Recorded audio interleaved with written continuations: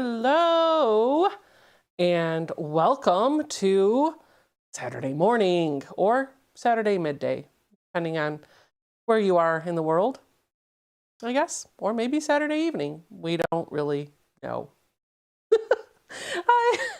I am Becca. Thank you so much for joining me today. I'm going to be working on this project. This is the Thimble Blossoms mini spools pattern. You can get the pattern, the PDF of this, by typing !project in the chat, and you'll get a link for it. I think it's $6.50 off of thimbleblossoms.com. And this came with all the fabric that I'm going to be using in my February 2022 Ginger Quilter box.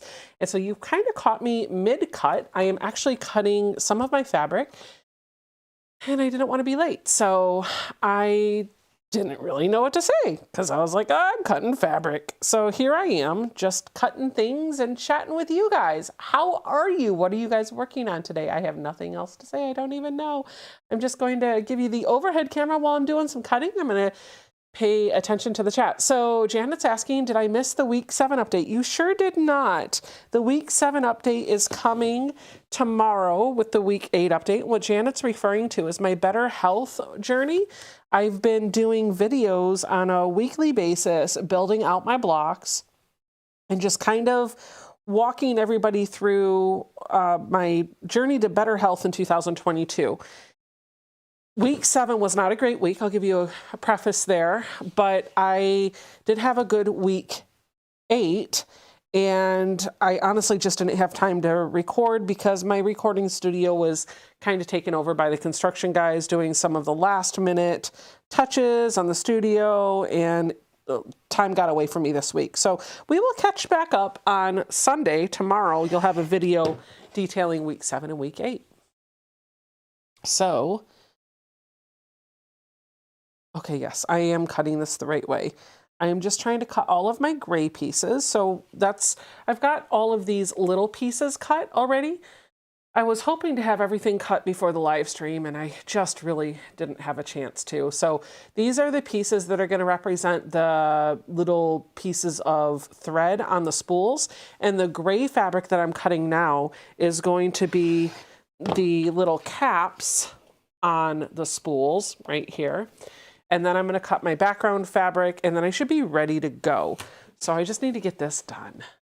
Heather said, I'm working on chores and keeping my sunny disposition in order. Oh no. Angel said, I just uploaded a video about what I won for your birthday live stream. Thank you for that. You're welcome. And I will take a look at it later. All right. So I need 18 of these pieces. So that's going to be there. Let's hope I can get 18. We'll see. I starched the fabric and, oh, yeah, no, that's right. That's right. Except this is not right. I knew I did something wrong. I need to take 1/4 of an inch off of the end here. There we go. Now that should be right. Let's see. So I've got 1, 2, 3, 4, 5, 6, 7, 8. So I've got 8 layers through this.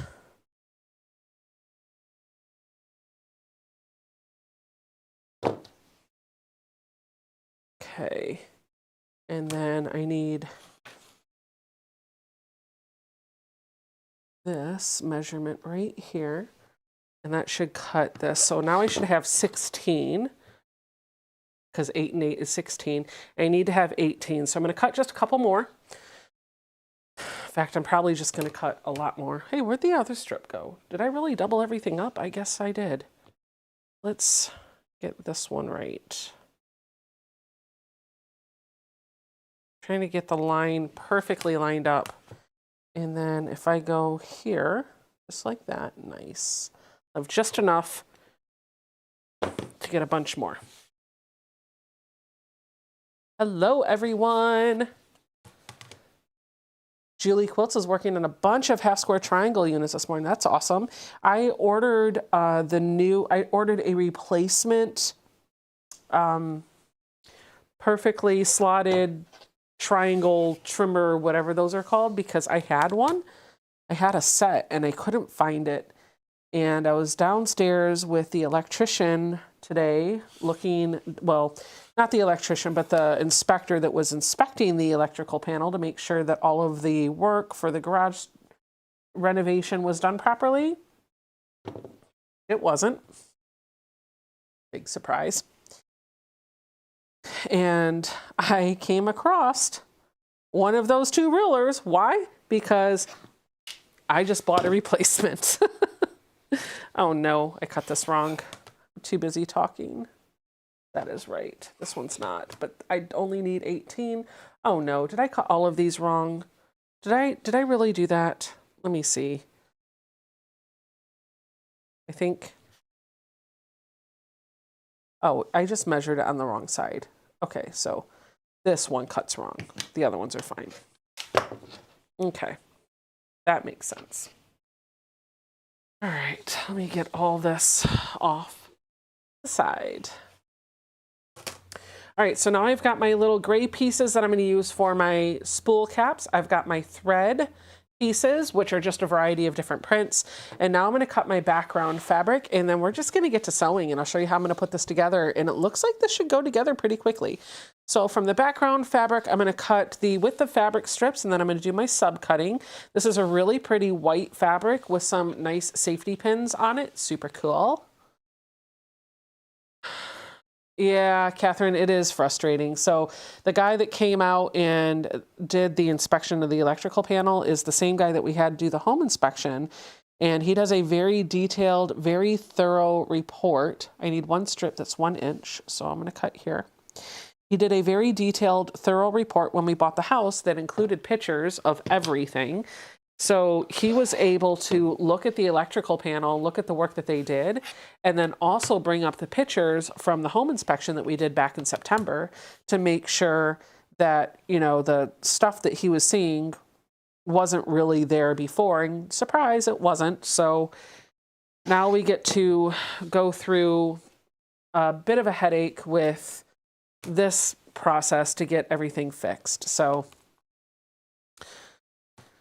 there are wires that are uncapped. There's some loose wires in there, loose grounds, loose neutrals, and a couple of double cap neutrals. So need to get all that fixed. Not safe at all. All right, from this one strip, we're gonna cut a bunch of 1 inch squares. So I'm gonna turn my ruler around so that I can measure with the whole numbers instead of the half numbers. And I'm just going, I need 36 of these. So I know I got stacks of 4. So if I do 9 times 4, that'll give me 36. I'm going to make a strip 9 inches wide, and then I am going to subcut my 1 inch squares on this. 4 pieces per cut. 9 stacks is 36, which is exactly what I need. So there's 1,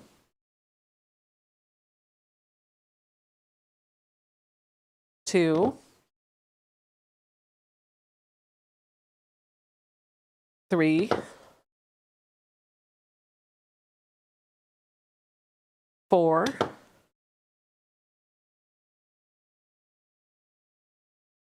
5, 6, 7, and this will be 8 and 9. Now this is a tone-on-tone, and for me, it's always difficult to work with tone-on-tone because I can't ever tell easily without stressing myself out which side is up. So I have started taking to just restacking my tone-on-tone fabric so that the print is right side up right after I cut, so that everything is going in the same direction and I don't have to worry about if some of it is up and some of it is down.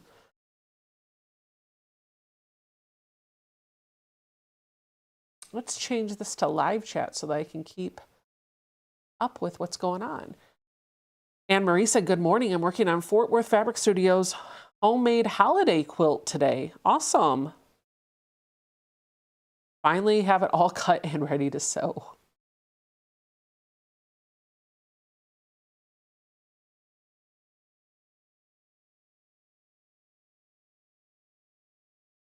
Little itty bitty bits. think these are probably going to end up being used to make the thread spools have that little bit of an angle look to them, if I had to guess.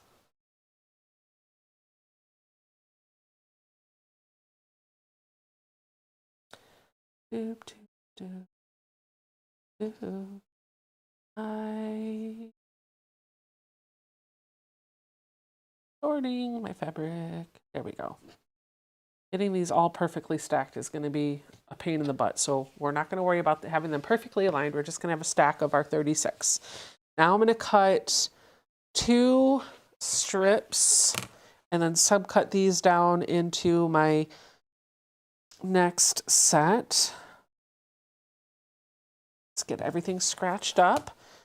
So 2 1-inch strips.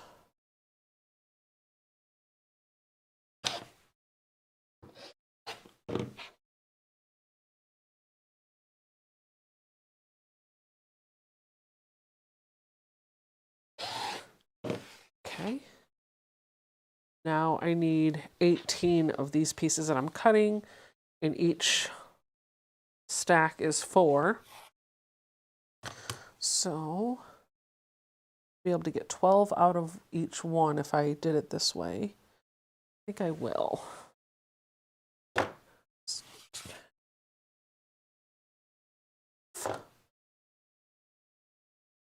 I got caught up and wasn't able to get all this cutting done before the live stream, and I'm not really talking through much of what I'm cutting because I don't want to give the cutting instructions away since this isn't my pattern.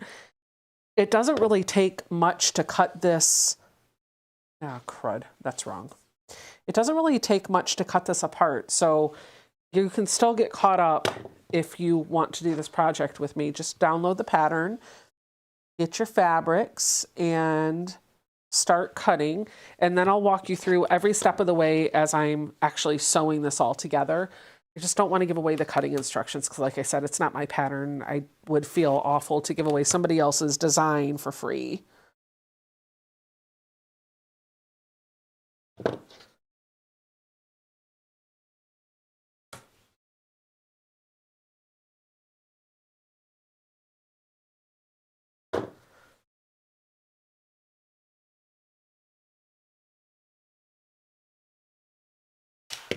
Right, I'm going to take a chance to make all these right side up. Good morning, Denise. So small of a cut. Yeah, it's a mini quilt, so all these cuts are going to be little teeny tiny. And I will tell you, my secret to working with little teeny tiny pieces like this is to starch the fabric before you cut. That makes it a little bit easier to work with, so you're not stretching things out. This one I can see a little bit of a selvage, these 2 pieces. So I'm going to set them aside because I have some extra over here that I feel like I can cut to replace that. And I need 18 of them all together. So let me just see what I got. 1, 2, 3, 4, 5, 6, 7, 8, 9, 10, 11, 12, 13, 14. So I actually need 4 more. I might have to use those 2. We'll see. What can I get out of this? Oh, no. Yeah. Actually, I'm going to have 1 piece that has a little teeny bit of the selvage. So I'm going to go for the one that will have the least selvage. There's 1, 2, 3. I feel like these 2 have the least salvage in them. Okay. Put these in my scrap bucket. Those are that fabric. Now I'm going to cut my next strip, and I actually need 2 of these strips. So I'm just going to go ahead and cut. I actually need 4 of these strips altogether. So I need to do the math in my head. 1, 1, 1, 1 is 4. Well, okay. So I think this is what I'm going to cut, and then I can subcut from here.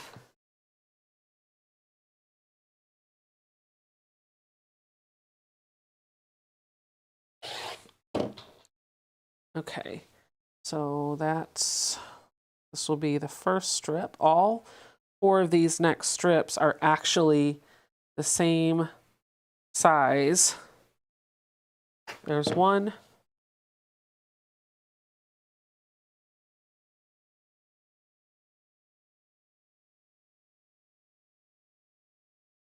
There's 2. There's 3 and 4. Okay. This is extra, so I'm going to put this in my pile with my backing and my binding, which is really nice, by the way, because Ginger Quilter actually gave us our binding and our backing. So we have all of the fabric that we need to make this entire project. All right, so from the first strip, we're going to cut 6 pieces. And I have enough to cut 8, so I'm just going to go ahead. Yeah, this is going to be nice. This one will be good. I only need 6.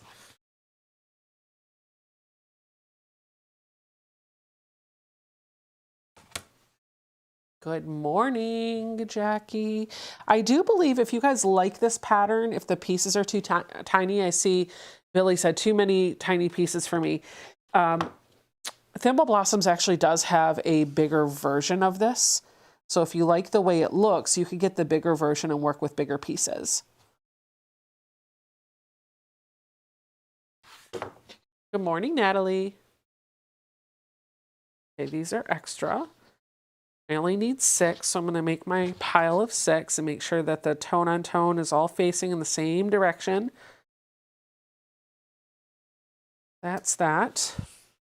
Now from the next strip, I need to cut 2 very long pieces. I think this is going to be for sashing. So it's 13 by 25. So I'm going to cut the edge off here. And then this is one of those times where I am going to use my mat to cut. Don't normally do this, but when you don't have a ruler handy that has the measurement you need, you have to rely on your mat. All right, so that's it. And then I have my borders, which are these, and it says to leave them with the fabric. So I think I am all set. These are scraps. I'll put them in the scrap bin. This is leftover pieces that I will set over here with my backing and binding. All right, so we are ready to get started. Yay.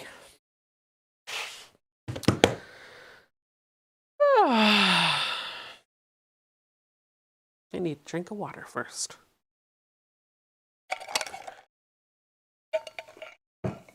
Okay. So this should go together pretty quickly. Let's see how long it takes us. This is what the quilt assembly is going to look like when it's all done. It's really cute. I love the finished product. And Natalie's actually done a really nice job of picking the same color for the border or the binding, and the white is still the background, and we have gray for spools. What's going to be different is the color for the threads, because she's chosen these, and we had plenty to choose. I actually got 16 5-inch squares, and the pattern only called for 14. And there was plenty out of those 5-inch squares to get way more than I needed. So I have a very thick stack of these thread pieces, and I know I'm not going to use even half, well, maybe half of them, but I won't use a lot of them. So, all right. And Gia, who has the most sewing machines ever. Hello, Gia. Okay, so the first thing that I'm going to do is make my spool centers, and I need to make 9 of them. And I'm going to do that by taking these pieces that I cut from my print squares and just making little sets of 3. So I have to identify the 3 fabrics that I want to go together in every block. So I'm just going to start laying these out. I think I'm going to try to lay them out by print so I can just grab. I want some variety. I want some contrast going on here. So I want to make sure that I have enough fabric here that I should not have to repeat at all the same print in any one block, or the same color at least. Like, I don't want to repeat the same fabric in a block. If I have to repeat the same print, I think that's okay as long as there's contrast and a difference in the color. So this will take me a couple of minutes, but It'll make my life a little bit easier when I'm trying to visually lay things out and pair things up, I think.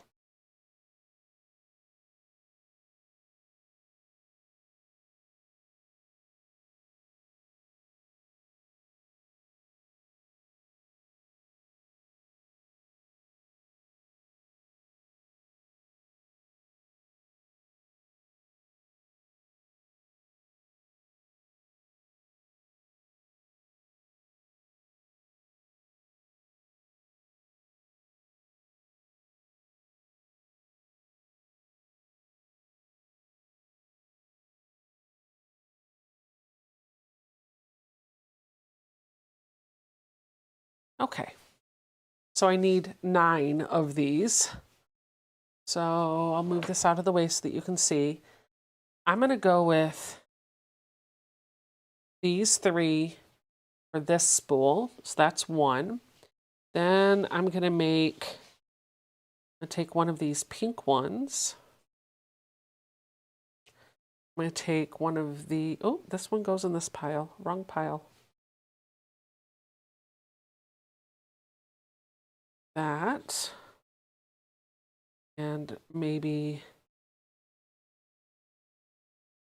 it's so hard to pick these up. They don't want to let me pick them up. That'll be another spool. And then maybe we'll do 3rd. How big is this quilt, please? The quilt is very small. It's going to measure 14 inches by 16 inches. So it's smaller than Stephanie's, it's smaller than Stephanie's blocks for her sew along. We're going to be working with some really little pieces today.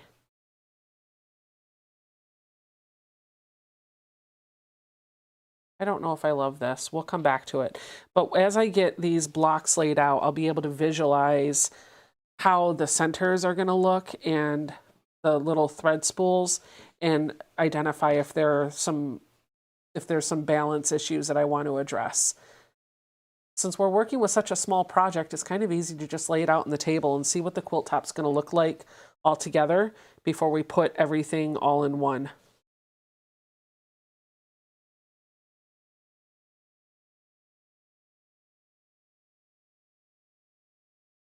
Like that button one. I'm going to put this one over here, I think. Do one of these flowers. Do this one in the middle, maybe down here. Do a button here. Maybe light pink up there. Oh, Darlene, she got, oh no, she just got home after a hip replacement. Oh my goodness. I don't think I really used much of, oh, I have actually. Oh, this is the part where I start to stress about fabric placement, and sometimes you just need to rip the Band-Aid and not obsess about it, because it can start to be a thing for me. Because there can always be a different way to put it together.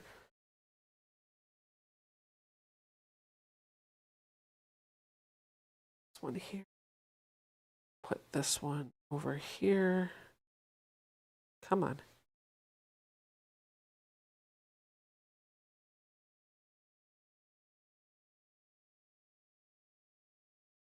Put white one here. Not sure I'm loving the white, but we're gonna go with it. We're gonna see. We'll see. We need 2 more pieces. We'll do a white down here. This one I think I'm going to change out. We're going to put it down here. And then up there we'll put this one here. So now I'm just going to kind of eyeball it and see if there are any spools that I don't absolutely love fabric placement for. And right off the bat, I'm not loving this one there. But let's do something like this. I like that better. That's good. I think overall it looks okay. I want more of that blue in here though. I love this turquoise color. So I might spruce in some of these.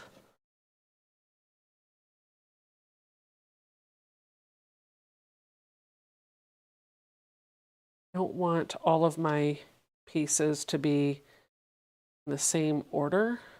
I also don't want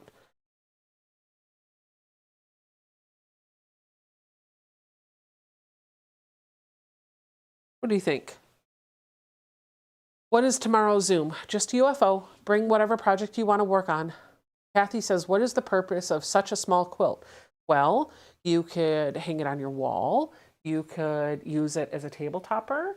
You could use it as a mouse pad. You could use it as a placemat. There are lots of things that you could use for a small quilt for. I think that's what I'm going to go with.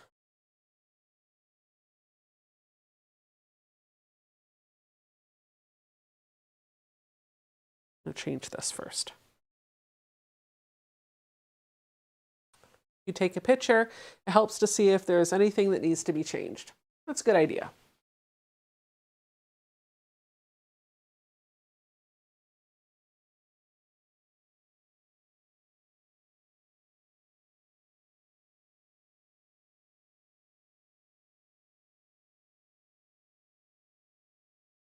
I don't like, this pops out at me, so we're going to fix this. And then this is going to end up popping out at me.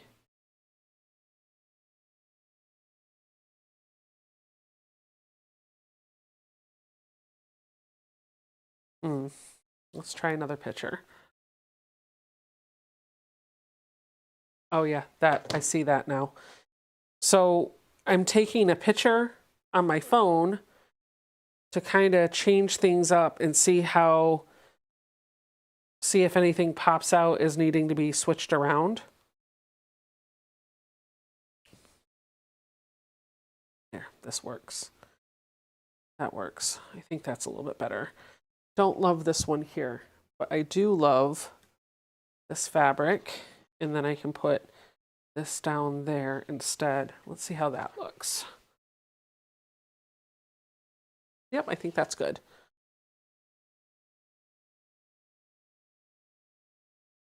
Yep, okay. And it's gonna look different too once I get all the grays on it. So I'm just gonna sew these in little strip sets of 3.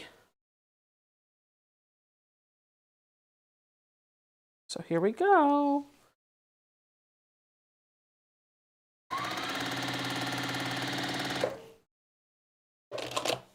And because I want to keep everything together, I am going to do one center at a time so that things stay a little bit more organized.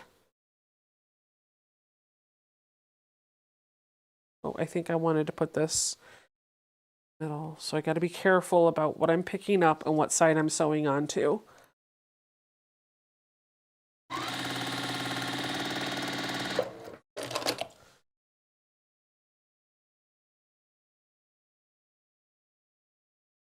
There's one. I'm going to do 1, 2, and 3.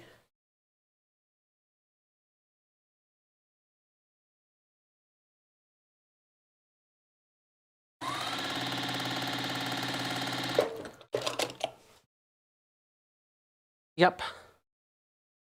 PNC Norton's highlighting exactly what I was just talking about. You're going to have the sashing and the spools to help separate the colors a little bit, so don't get too caught up about the fabric placement. I saw somebody saying that the color placement would cause them to have a lot of anxiety and would slow them down. Maybe I misread or misinterpreted that, but it can for me as well. And that's why I like working a little bit with scrappy projects, because you don't think about the placement of the fabric. You just put it in and you trust the process that the fabrics will work together. And a lot of times you're pleasantly surprised by your end result. So highly recommend.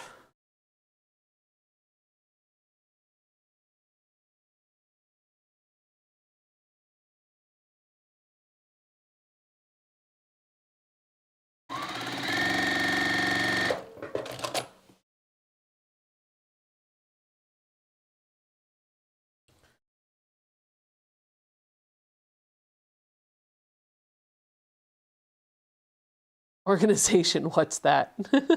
Oh, this is a nice size for a doll quilt. That's a good idea, Jane. You know, I gotta be honest, sometimes I have a tendency to get a little overwhelmed if I can't think of a practical use for a project. Because I feel like it's a waste to make something. But I know I enjoy doing this. I know I enjoy the process. And so sometimes making something isn't necessarily about the item being practical or even being useful. It's really just about the journey of being creative and trying to make something. And that might be the only purpose that project ever serves, is just being a form of therapy and some time away from the stress of the real world. And that's okay to have that. Like, I have to remind myself that I am allowed to do that. How do we sign up for the Zoom tomorrow? Go to my website, SEWBECCA.com. All of the instructions are there.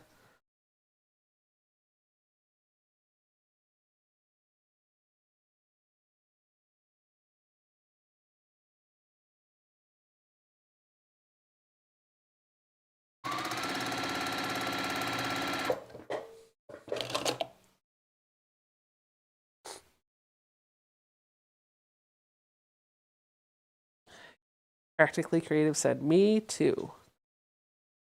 It's okay to just be creative. It's okay to just be artistic. Sometimes the whole purpose of a project is just to give you that therapeutic outlet. Wondering if I'll have this done by like lunchtime.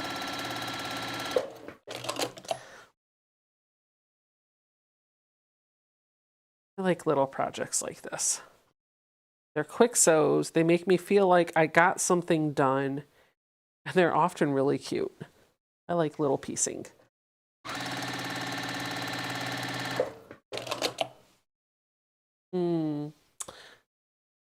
Martha said, I love making scrappy projects because I love using up my scraps and making something useful and fun.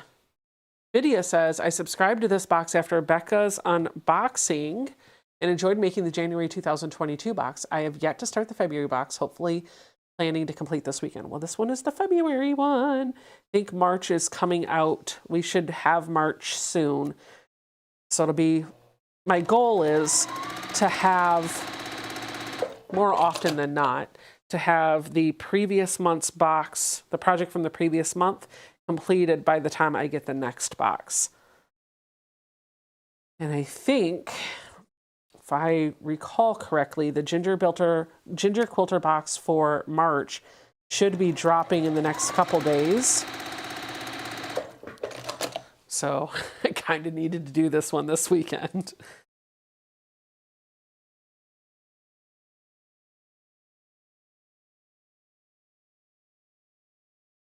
After I get all these strip sets sewn, I'm going to take a minute to press them nice and flat before I put the spool ends on and do all that other stuff.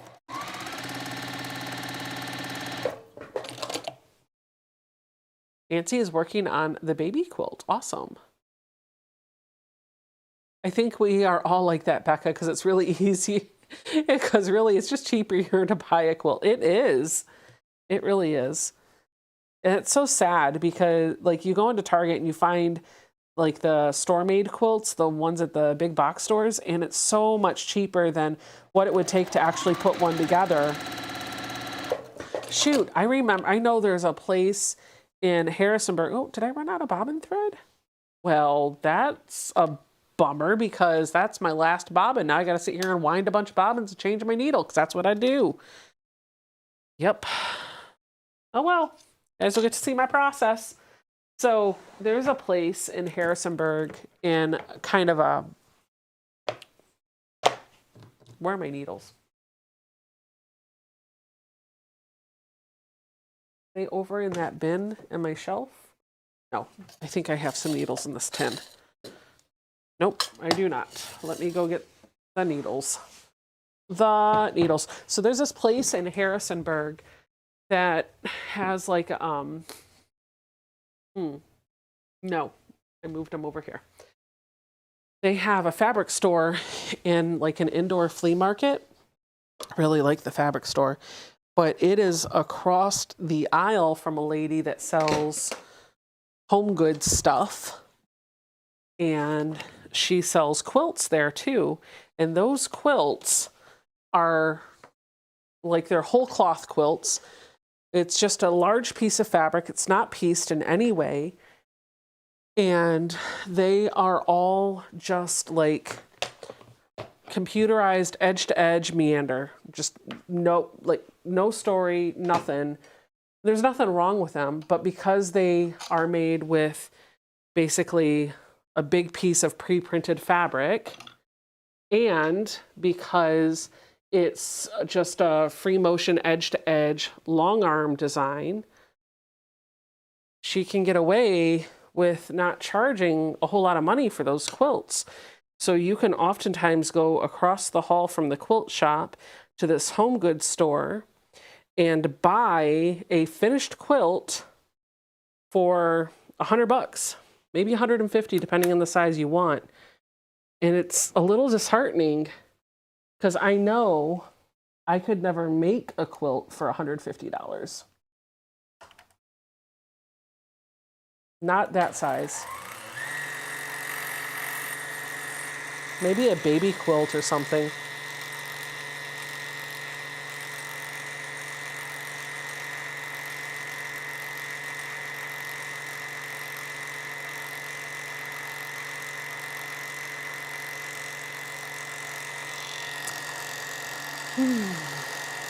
What size needle works best with your quilting?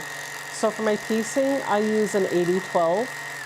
And then for the long arm, I use a long arm needle. And I believe what I use is a size 18. I use Microtex needles. Well, I used to use Microtex all the time, but this machine takes a different type of needle. It's an HLX5. They still come in the same size, but it's a high-speed needle that is meant to be side-loaded into the machine. I think I gotta actually go this. I have that there. Gotta make sure the tension stays there. There we go.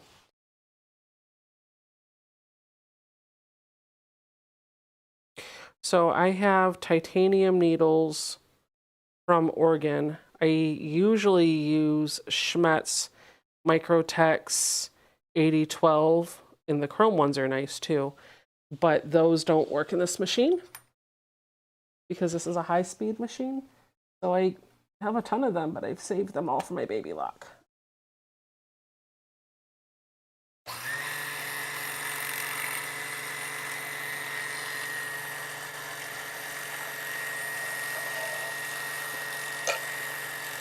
Yep. Robin Bryant says, how many bobbins do you wind at a time to change the needle?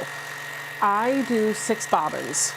So everybody talks about you're only supposed to use your needle for X number of hours or X number of time, X amount of time. And the problem that I have is projects aren't all alike. You're not going to spend the same amount of time actually physically sewing with that needle on project A as you would on project B. You could have a project that is way more cutting intensive, or in my case, because I do live streams, I could spend much longer doing a mini quilt than a large quilt just talking it through or getting distracted or whatever. So time doesn't feel like a valid measurement for length of a needle. If the goal is that the needle really should be changed, if you're gonna, you gotta do something that's project based. So if you wanna change your needle at the start of every project, that's fine too, but then you lose count. What if you put in a small project like this mini quilt? I don't need a brand new needle for a little 18-inch mini quilt. I mean, that would be like putting in a new needle for every one of the blocks that I'm making for Stephanie's quilt. That would be a little wasteful, I feel like. There's still plenty of life in those needles. So what I do is measure the lifetime of my needle based on the number of bobbins, because the bobbin is going to have the same amount of thread on it each time. And this is it only can accommodate X number of stitches. So I probably could get a lot more life than just 6 bobbins worth, but here's why I do 6 bobbins. Number one, I buy my needles in bulk, so it's okay. Number two, 6 bobbins will usually get me through about 4 or 5, maybe 3-ish projects. And there goes my husband. He must be going off to Lowe's. Get some mulch for the playground equipment. So when I do 6, I fill up a whole row right here, and then that leaves me 8 bobbins that are just kind of hanging out back here. So if I ever decide I'm going to work on something and I need a different color bobbin thread, I have some empty bobbins that I can pull and wind. For my piecing, I try to stick to the same color. So I use 6722 for my piecing whenever I'm using a white or a light, and then I use 2625 if I need a darker thread, and then of course black if I absolutely need it. But this 6722 does pretty much everything I need it to do. So actually I'm lying to you. I make sure that my row of 6 is full, and then I do a 7th one to put in the bobbin case right away. So my needles actually last for 7 bobbins. So what I do is I wind all of these bobbins and fill up my case, and I put a fresh bobbin in, and then once that's done, I change the needle, and then I don't have to worry about it until my next go round of winding bobbins. I also don't have to worry about winding bobbins in projects because I've got all of those pre-wound. And truthfully, I knew that I was getting close to needing to wind some. I could have bit the bullet last night or this morning if I would have been thinking about it and just wound up a bunch and changed out the needle.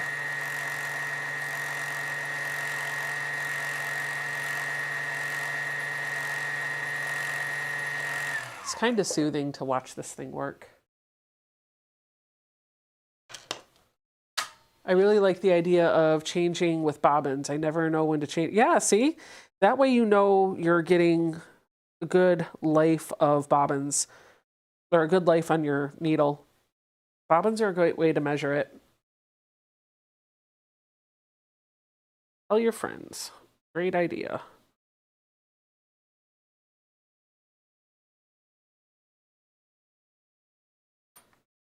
And like, not all of us get to be, I heard somebody say every X number of hours you should change it.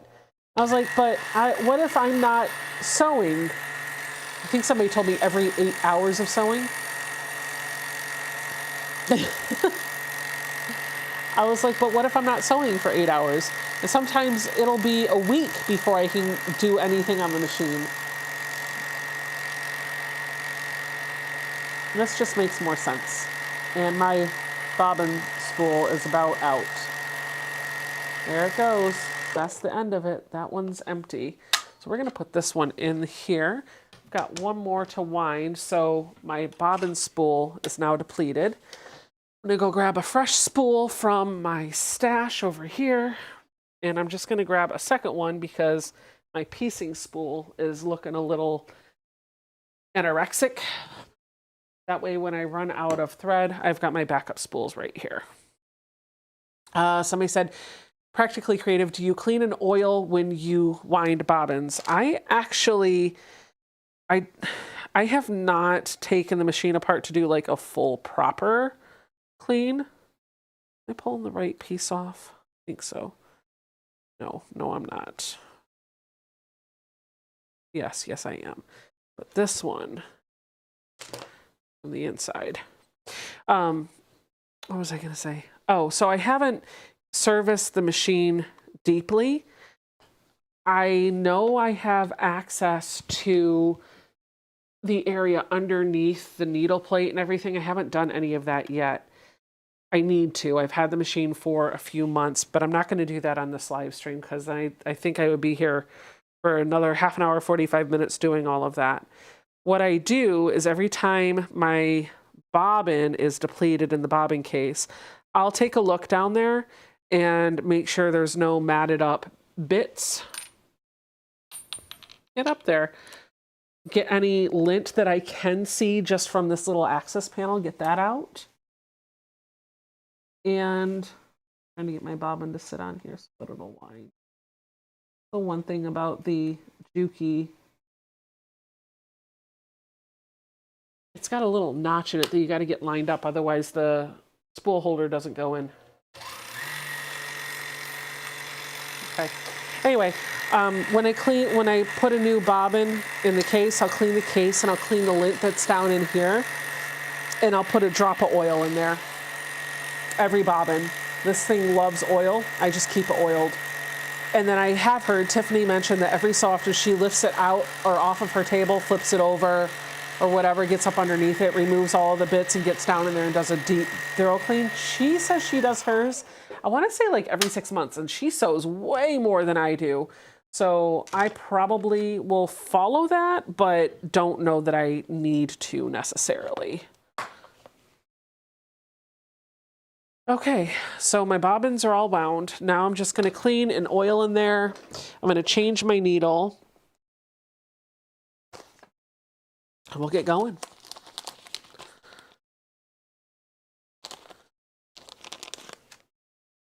So I don't really see anything.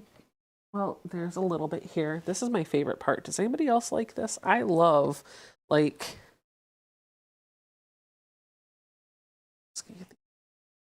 I love pulling out the little bits. I don't see as much lint build up in this machine, at least near the bobbin area. Maybe it's all hiding somewhere else because it's got to be somewhere. It comes off of the thread and it comes off of the fabric, but I don't see as much near the bobbin as I would in my baby lock when I'm changing bobbins.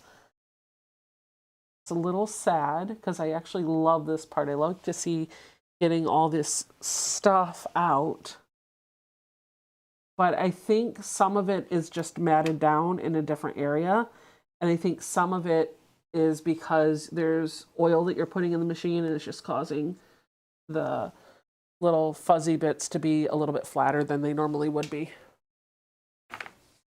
So I think I'm going to be pleasantly surprised when I take it apart for the first time and do that good, thorough, deep cleaning. I forgot to clean out the bobbin case. Not much in there. All right, now I'm going to put my bobbin into the bobbin case.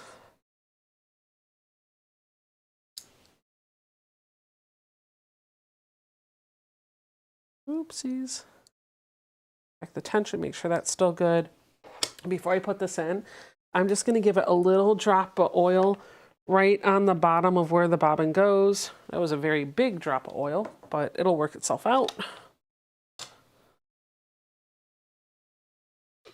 I do wipe down my machine and give it a drop of oil every time I sit down to sew in all of the different holes. So I should be good, but I'm not going to oil the top of the machine because I know that's good, but I'm going to check the oil reservoir on the bed of the machine and just top it off. I might need a drop or two. Set this aside. So in here, I've got these little holes in the bed of the machine where you put oil in, and I just like to keep them full. So that took about 3 drops. Oh, that one took 2, so not very much. I think the most I've ever had to put in here was like 7 drops of oil. All right, I will give this a little cap, set that aside. Before I start sewing on this, I'm gonna get one of my little scrap pieces, and I'm gonna take my first few stitches on this. That way, if there is any oil or gunk or whatever that comes up, it's going to go on the scrap fabric instead of my actual project. I'm going to do it back down again. This also allows me to check the tension, make sure that the stitching looks good. It does. So we're going to go. All right.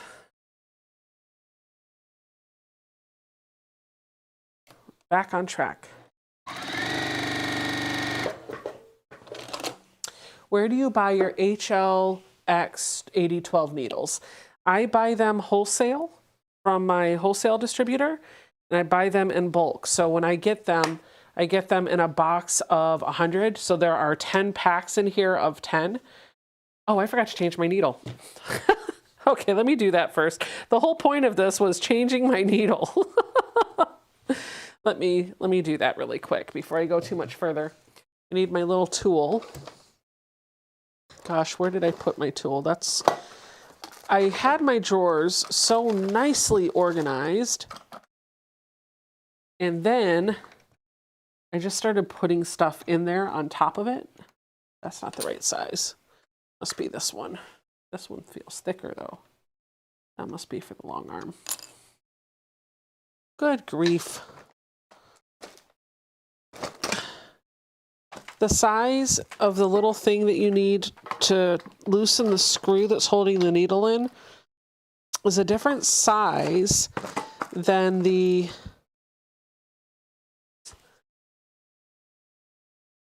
it's a different size than what you use for the baby lock. So Juki actually gives you like that screwdriver, I believe. I believe that's where I got that screwdriver. This screwdriver, and I always miss it. I always end up grabbing the wrong tool. Also, my other hack or trick, when I have a needle that I'm replacing, I have this char from some leftover cookie dough, and I just cut a slit in it. So all of my used rotary cutters, bent pins, used needles are all in here. Every single needle that I have ever discarded from any of my sewing machines the entire time I've sewn is in that little jar. I was thinking the other day about like, oh, I should probably empty that out somewhere or throw it out and make a new one. But then I was like, this is kind of an art piece to me. Like every needle I've ever discarded is in there. So I think I want to take the fabric out and just be like, that's my sharps container forever and ever. By the way, the packaging on these reminds me of like Wrigley's gum. Because it's like a little aluminum foil piece. Okay. Put this in the machine.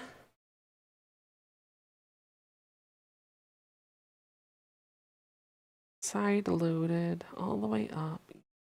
Get her in. I'll finger tighten it first to hold the needle in. Then I'll come back and tighten it in with my little tool, and then we'll thread the needle.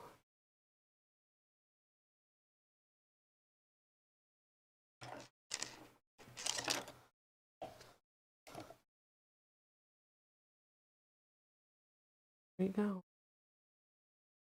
Bada bing, bada boom.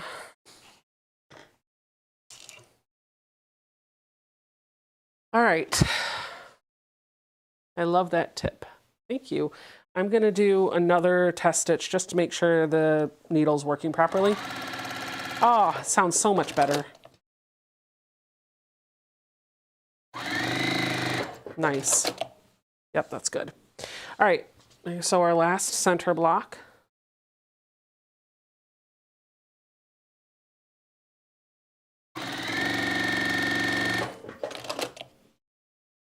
I need that size. I can't find them anywhere. Hey, Denise, if you want to email me, I can help you out. I could order, I'm sure. I think Stephanie can too, and I don't want to take a sale away from her shop. If you ask Stephanie to carry them, I bet she will. But she'll probably have to sell them to you in bulk, because I think that's the only way she can order them. But email me and I can get you in touch with a few places where you can find them. Okay, I have got, I want to make sure all of these have 3. You do. I'm going to turn on my iron and I'm going to press the center of the blocks, and then we're going to work on the spool caps, which are the grays. I'll put all my little pieces over here because there's actually not very many. This is my order. It's here. That'll let me use my little mat for pressing and things.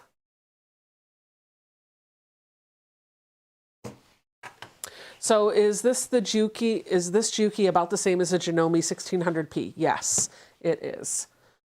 They're very similar.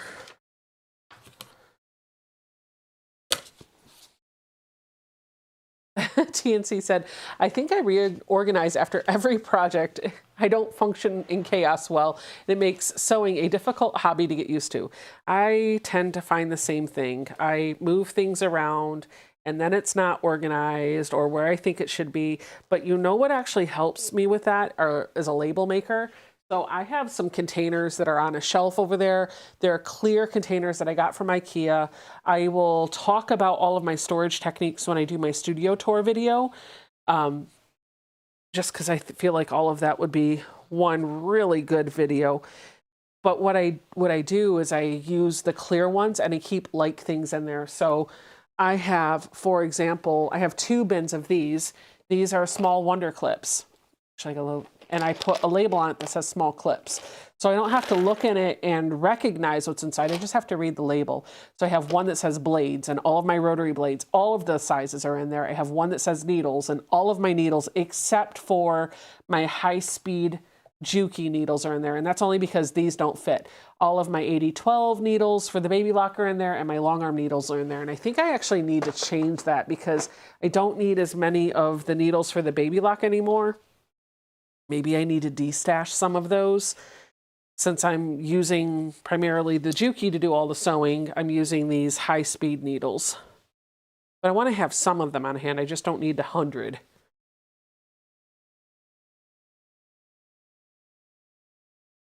Okay.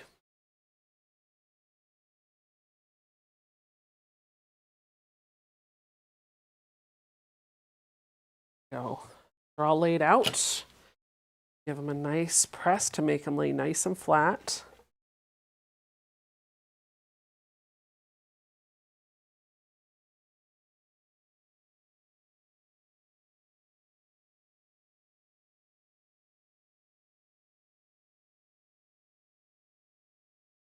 I think this would have been really pretty in some ombre fabrics or some really bright colors. The pastels, I feel like might leave this with a little bit to be desired. We'll see. All right, so we have our 9 centers and we'll worry about the placement of them later. But the goal now is to put a spool on the top and end and then the side pieces on each one. So the first thing it wants us to do is put our little white pieces on either side of these. Should I be measuring should I be trimming this first? It doesn't say to trim it. So I'm gonna just do this. It's gonna do it. We're just gonna do it. We're just gonna see. Oh, good, that's nice. Let's see what happens here.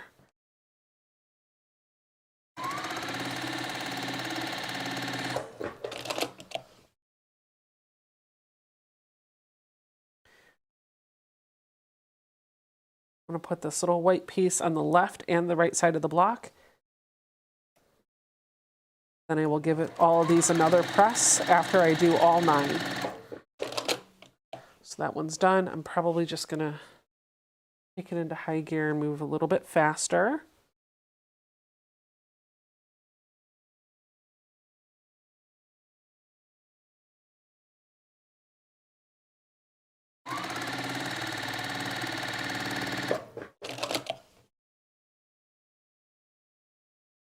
That's a good idea. Laura says, I would hang on to the baby lock needles till your mom has lived with you for a couple of years. That's a really good idea. Well, the thing is we're going to end up going through them. So getting rid of them just seems stupid because there's something that you're always going to need for that machine. And it's not like I'm never going to use the baby lock. I'm just not going to go through them as fast as I had originally thought I would. That's all.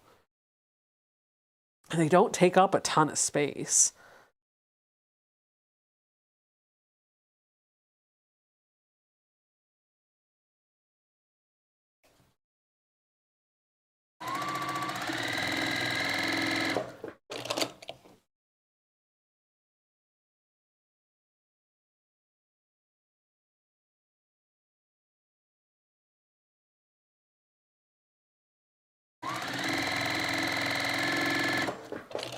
Every time I try to save, something breaks. It's got to be fixed. A window, need a new one. We need all new windows in this house. I'm dreading that expense. But we bought the house knowing that it was going to need new windows, so I can't really complain about that.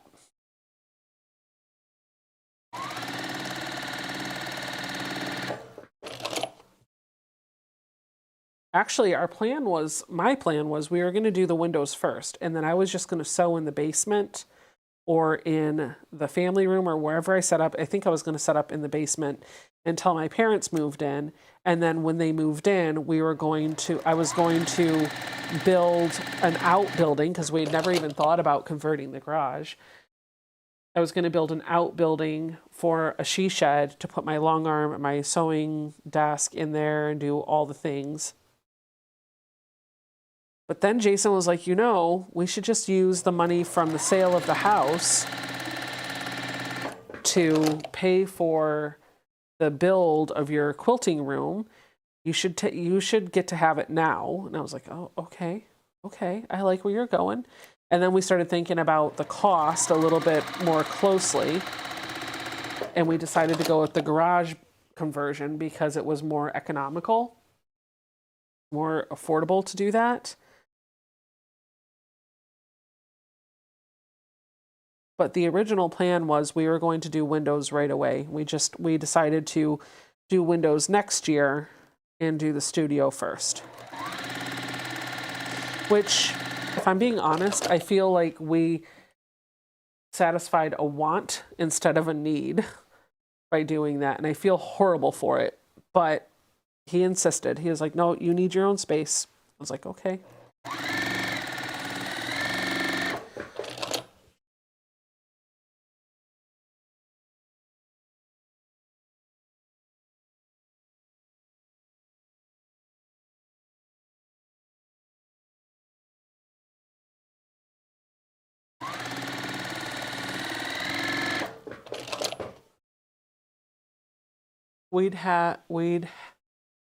Hello, Susie. We'd have to do vehicles, now a hot water heater, a pressure tank, and also a cooking stove.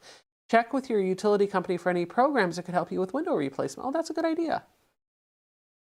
I hadn't thought about that.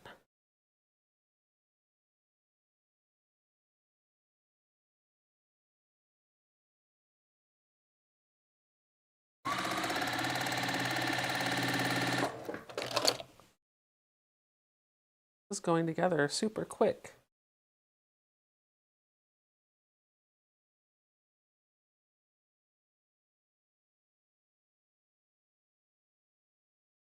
We had a guy come out to give us an estimate for windows. I don't even know how we got on the list to have an estimate because we weren't even ready to do it. We weren't even ready to think about trying to save up for it. And I had been trying to ignore the calls that kept coming through to my phone. In fact, I even got a text message from the company. They're like, we can come out next week at such and such time to give you a quote. And I just ignored the text. I was like, no, I'm not playing this game right now. Well, I'm on my way home from work and I get a phone call from, it looks like a person's cell phone or a person's number. And I debated about answering it, not answering it. I think I didn't answer it. And then they called right back as soon as I got my voicemail. So I was like, okay, well, let me answer it this time. So I answer the phone and it's this guy from this window company. He's like, well, I'll be at your house in like 15 minutes. I was like, okay, for what? He's like, well, you confirmed that you wanted a quote on windows. I was like, I did no such thing. And I didn't really want to deal with it. I was on my way home from work. I was gonna get here about the same time that he was, but I thought, this was just me being practical, eventually we would need a quote for windows. So why not just let him come out, measure all of the windows and give us a quote, and we'd have an idea, ballpark, what to save up for, and then we would do the windows next year. Well, this guy comes out and I'm trying to cook dinner and we're trying to do all the things. And so I don't really have time to sit and talk with him, and I don't want a sales pitch. I just want him to give me a number.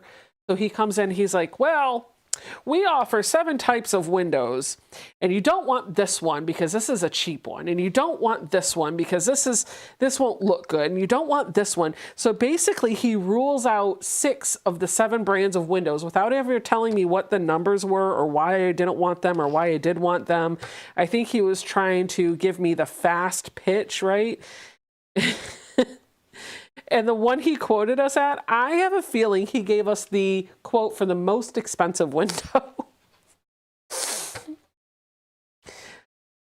I don't know how many windows we have. I guess I could sit and think about it. But I think he ended up quoting us like $18,000 for windows. I was like, what? That has got to be for like the top of the line stupid windows.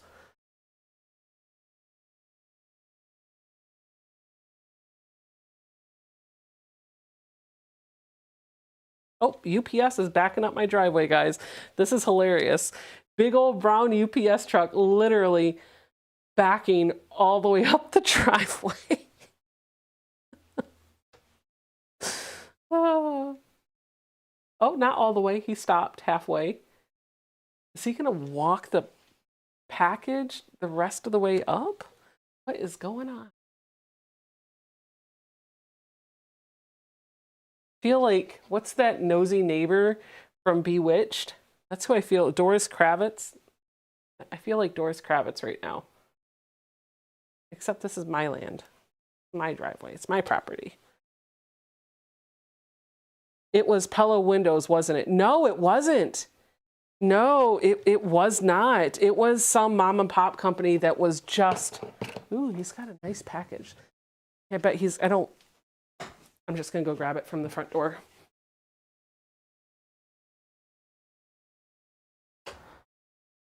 Hello. Not much. How are you? It's 40 degrees instead of 60. That's all right. That's not too bad. The wind's not blowing. Thank you so much. Okay. Bye-bye.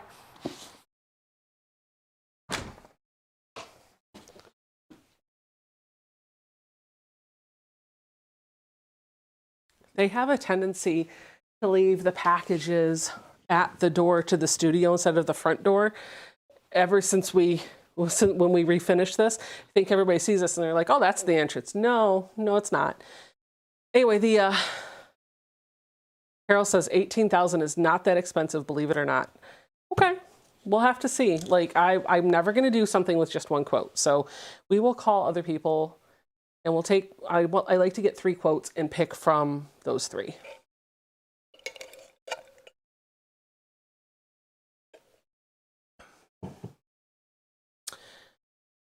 All right. We have our little side pieces on our spools. Now we need to make our thread spool caps and then attach them to these blocks.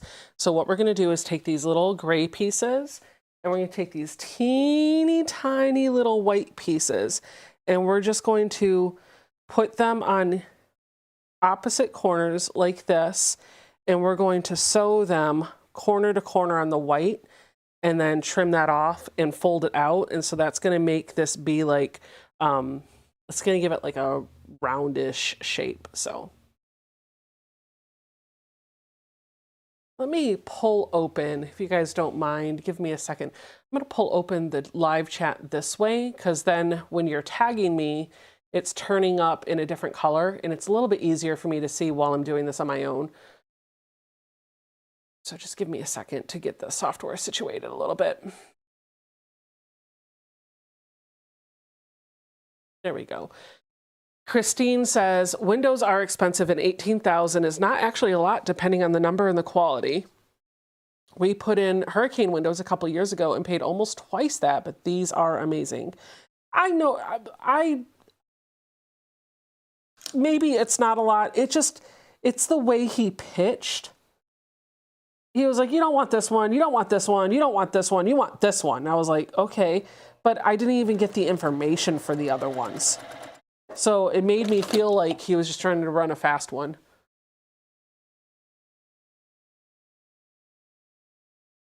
Windows where your heat money oh, Natalie said, Windows is where your heat money leaves.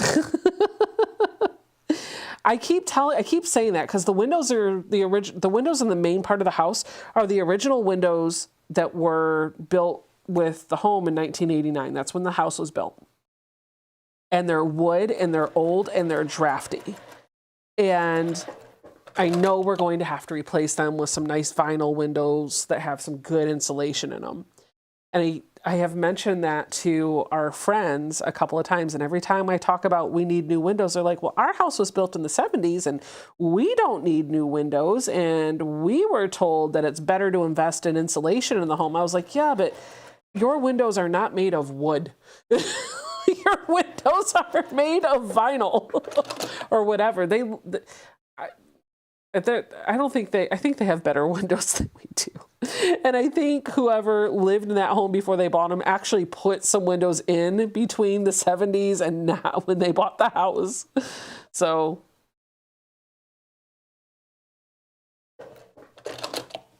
you should ask the vendor for at least 3 references from people in your area. That's a great idea. Thank you, Pat. All right, so I need 18 of these pieces because I need 1 for the top and 1 for the bottom of each block. And I am using my diagonal seam tape for this. I am sewing from corner to corner on these little itty bitty white pieces. And because I'm using the diagonal seam tape, what that means is I'm putting the point of the square right where the needle is. And then the other opposite point right on the red line of my diagonal seam tape. And I am just sewing while keeping that bottom point on the red line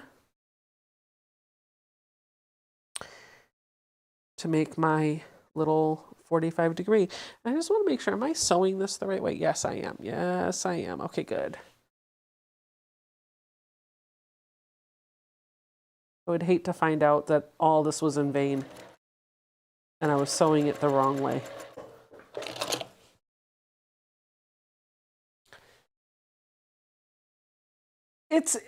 I'm also thinking about that window vendor. And like, it wasn't even that the price shocked us, because I think I had figured it was going to be between 15 and 20. It wasn't even necessarily that the price shocked us. It was his pitch, but it was also like, how did you just, like, you confirmed an appointment, you came out and I didn't talk to you at all. You just showed up and then played it off like we had talked and I had confirmed that you were going to come out. And no, like, it just felt very shady.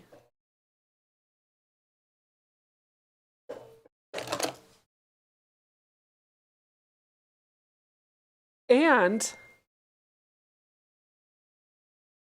I just got a spam text. And I think the other fun thing about that is he was like, well, ma'am, we're not a high pressure sales company. We're not going to do anything like that. And I explained to him, I was like, okay, well, you can give us a quote, but we're not doing anything for at least 6 months. It'll probably even be next year, depending on how things work out. We just moved into the home. We know we need it, but we're waiting. We're not able to do this right now. It's going to take us some time because we want to save up. We don't want to do it on debt. We want to pay cash. It was like, okay, not a problem. Yeah, not a problem. I'll just give you the quote. So he measures everything. He tells us about the windows that we must have, and he leaves and comes and sends us the quote through email. And this no pressure company, the owner of the company, for the next week, almost daily, was sending me texts and emails asking me if I was ready to buy. And I was like, I told you no. All that to say, this company is not on my list to reach out to when it's time to actually do the windows.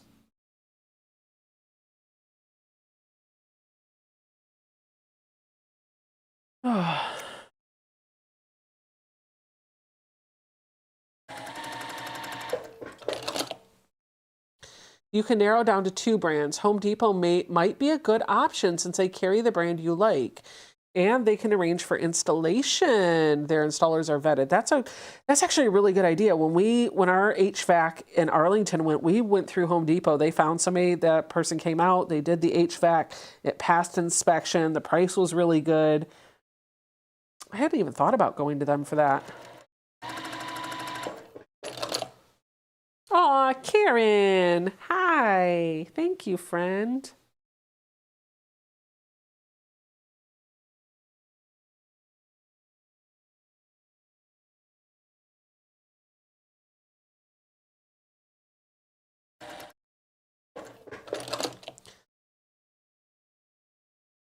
Hey, Karen, can Dave come install my windows?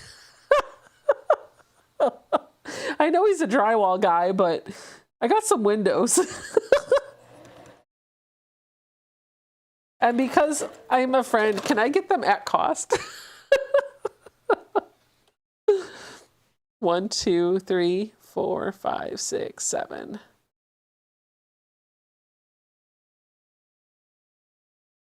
Go with someone else. Don't second guess your gut. That's right.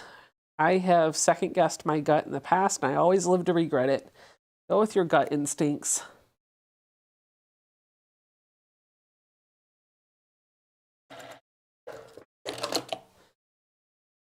I'm not sure about Home Depot, Natalie said. We didn't have a problem when they did our HVAC in Arlington. We had no problem with them. But there are also a lot of general contractor guys that do good work around here too. It's just finding somebody that you trust, really. You should always go to their brick and mortar store. That will give you a sense of credibility of the company. Oh, they have door and window companies around here too that you can go look at. All I know is I want the double hung tilt-in windows so that when I want to clean my windows, I don't have to get a ladder and go outside. Karen said, honestly, good, Karen, let's set that up.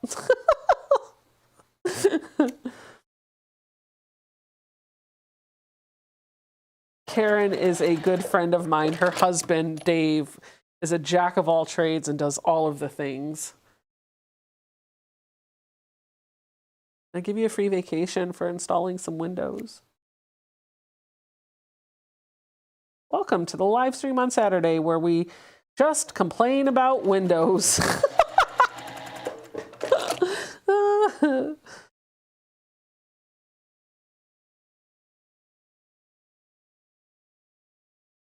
Da, da, da, da, da.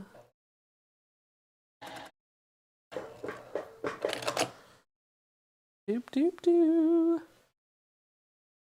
Denise Hale says, I will email you about needles and thanks. I appreciate your help. Going to try to finish this quilt in my frame. Probably will see you tonight at D-Stash. Sounds good.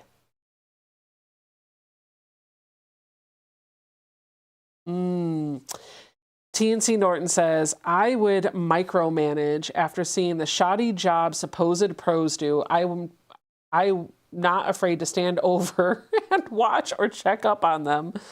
Yeah. I think we have decided that we're probably gonna go with a different company for the other things that we want to do. How did they get your phone number? Interestingly enough, I'll tell you how they got my phone number. I had filled out this form. All right, so here's the whole story. In Arlington, in 2020, when, the pandemic started, we were at home and Jason had some extra time on his hand. We had a little bit of extra money. So we put some money into our backyard. Jason had been working on building this concrete slab of a patio and he finished it up. And then one day he went and bought some lumber and built this A-frame to hang that I had been asking him to do forever, to hang our hammock swing on. And he made it extra wide so that he could do like some workout equipment, some pull-up stuff on it. And then he also built a fire pit, like an in-ground fire pit, and did some nice gravel work. We did some landscaping. And then at the top of our hill, which was a little daredevilish, but at the top of the hill, going parallel to the hill so that when you're swinging, you're actually swinging like you look like you're going off of the hill. We built a swing frame for Zoe, and we had all of this stuff in the backyard. And we had decided the one thing that Zoe asked for is a swing, right? She wanted to keep her swing. She loves to get her headphones and go outside and just swing outside and listen to her music. So we're like, okay, well, if all you're asking for is a bigger bedroom, which you're going to get anyway because we're buying a bigger house, and a swing, we can make that happen. Well, we ended up moving in November, and so we wanted to act quickly in the swing, and we didn't want to wait till spring. So Jason and I decided that we were just going to pay somebody to build the frame and put the swing in. So I didn't know where to look.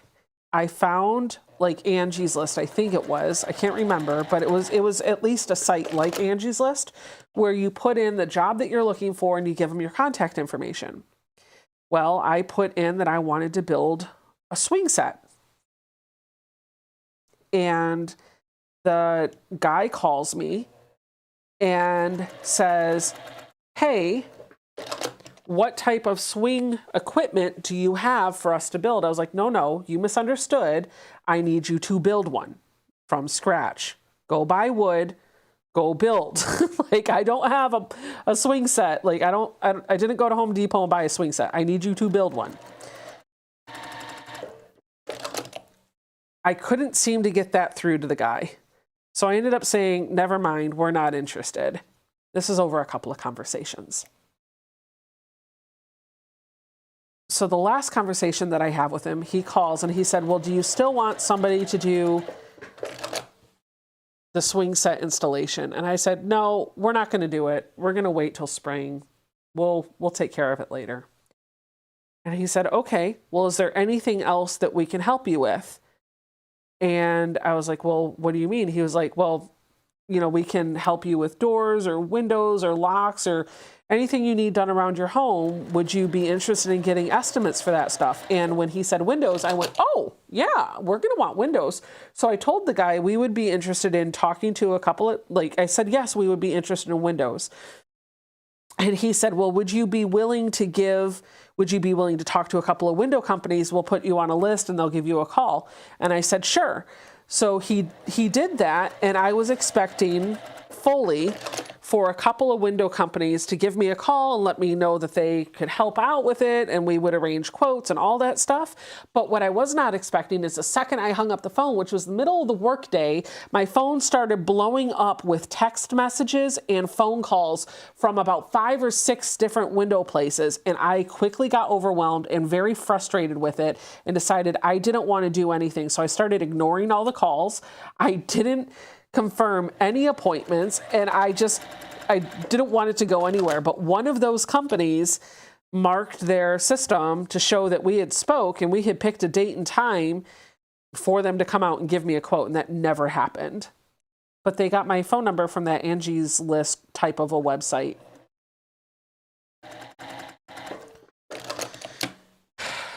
Lesson learned. Shelly Clark said, it's hard to get off Angie's List. I finally talked to someone and got off their call list. I was getting calls for months. I still get calls.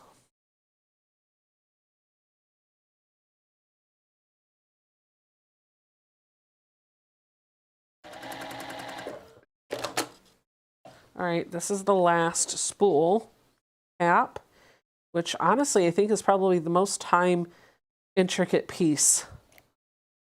I think this is the most complex piece of this project.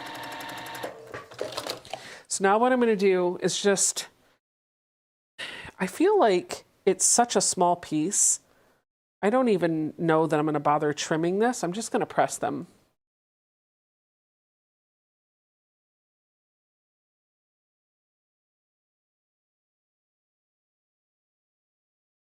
How about Window Nation? Are they good? I don't know.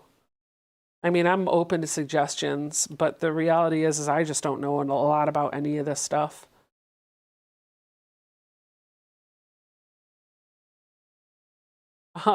Joanne says, Home Depot has good products, but the installation is completed by contractors, not Home Depot, and there's no guarantee on the quality of the work. Oh, maybe we just had a really good contractor last time. Oh, hubby's back. I am going to go ahead and just trim these. I'm going to make a little bit of confetti.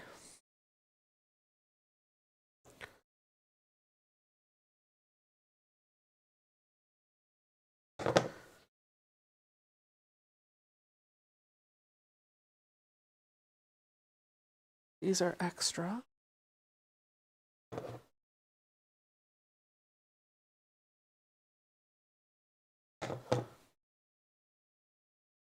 I'll finger press it too, just to make the actual pressing a little bit easier. We use Shelly said she used Nextdoor, which is an app that allows you to talk to your neighbors and ask for recommendations. Your local neighbors will respond. So I know all about Nextdoor. Our old neighborhood had it. Sadly, we do not have Nextdoor where I live because I don't know why. I think I tried to, you can only belong to one neighborhood on Nextdoor, and there is not a neighborhood established for this area, and I haven't even looked into how to fix that. Or if I can, maybe I can't. I was looking at solar panels online and gave info for the quick online quote. The next day, someone just showed up from the company to give me a quote. Thankfully, I wasn't home. Karen said my dad would only buy Anderson windows. Listen, I want something that's going to look nice, going to match the aesthetic of our home and the new windows that we bought for the studio. But I also want it to be energy efficient.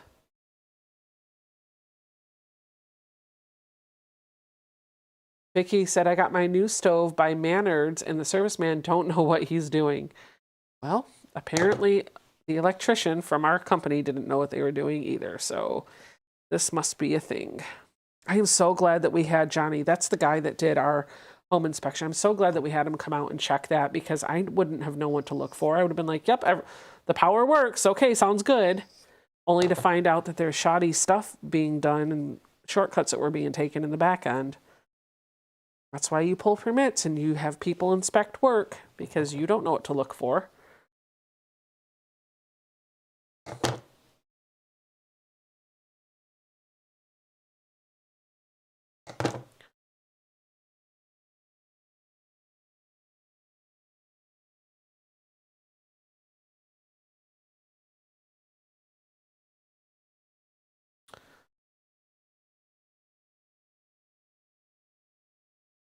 Shelly said you should be able to unsubscribe and resubscribe.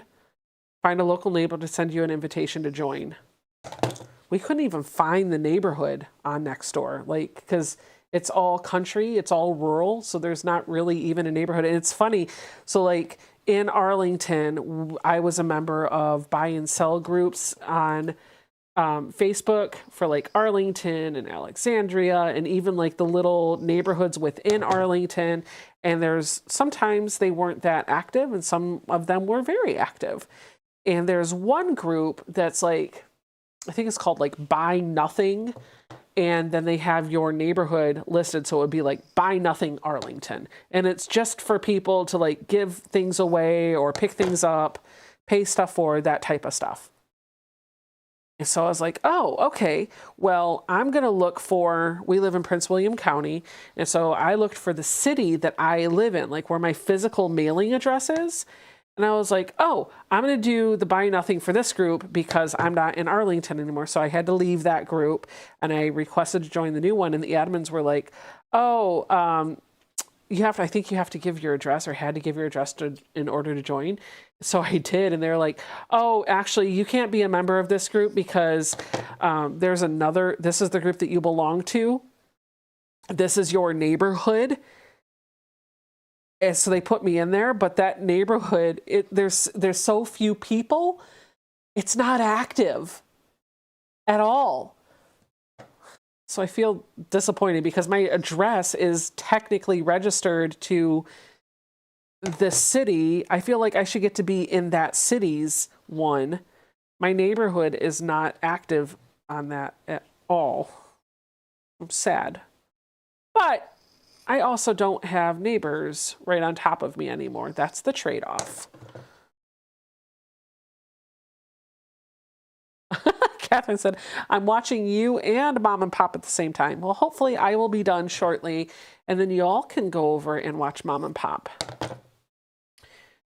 I'd like to go over there and watch them too. They're going to join us on Friday night for our charm pack challenge. It's going to be a lot of fun. I'm almost done too, so I know I keep saying that, but honestly, these thread caps I think are the most time-consuming piece. And now that these are done, they're just a matter of attaching them to the top and bottom of our thread spool blocks and then putting our thread spools together in a 9-patch orientation, and then we're all done.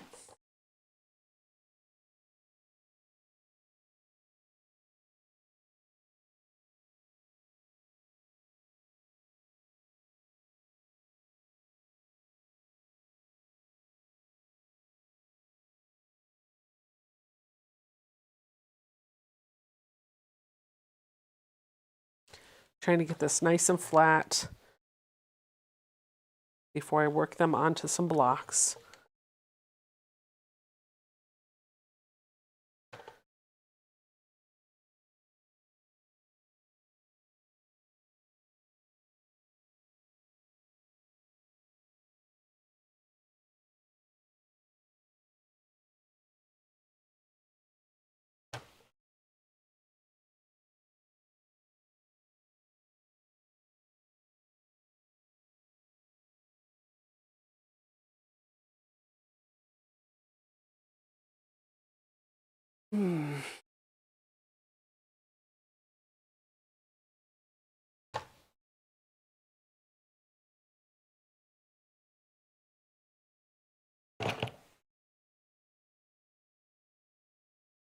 Okay, got all my little confetti pieces.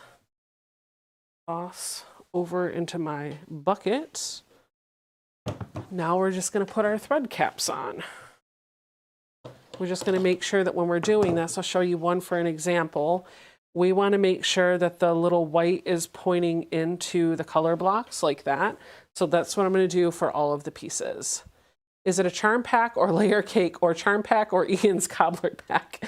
It should be a charm pack. So what we're working on next week is a charm pack challenge.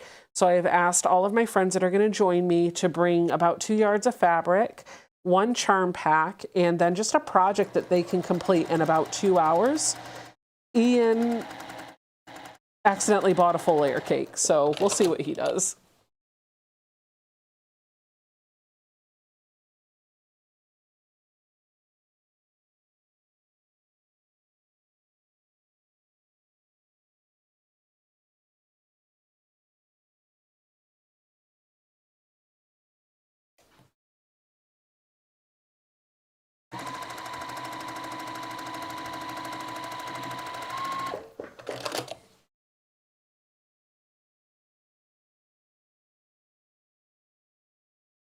Now, what should happen if you put this together perfectly, let me show you. Press this first. The gray should come in at a point right where that strip block meets. Like, it should come to a perfect point. However, not all of mine are going to come in that way. It's not going to be perfect, so I'm not pinning and I'm not stressing about perfection here. So I'm not going to worry about it. And I just want to show you.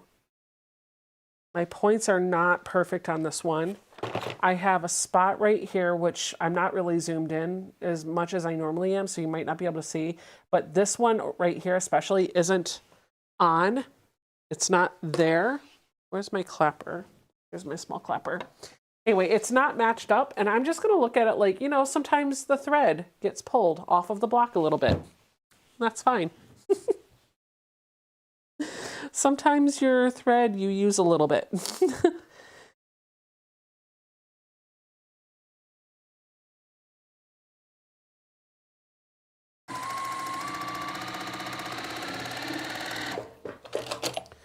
Wow. Hubby bought lots of bags of mulch for my daughter's swing set. And he's got his big heavy duty dolly out there carrying 1, 2, 3, 4, 5, 6, 10 bags of mulch down to her swing set. Bye, Beverly. Have a good day.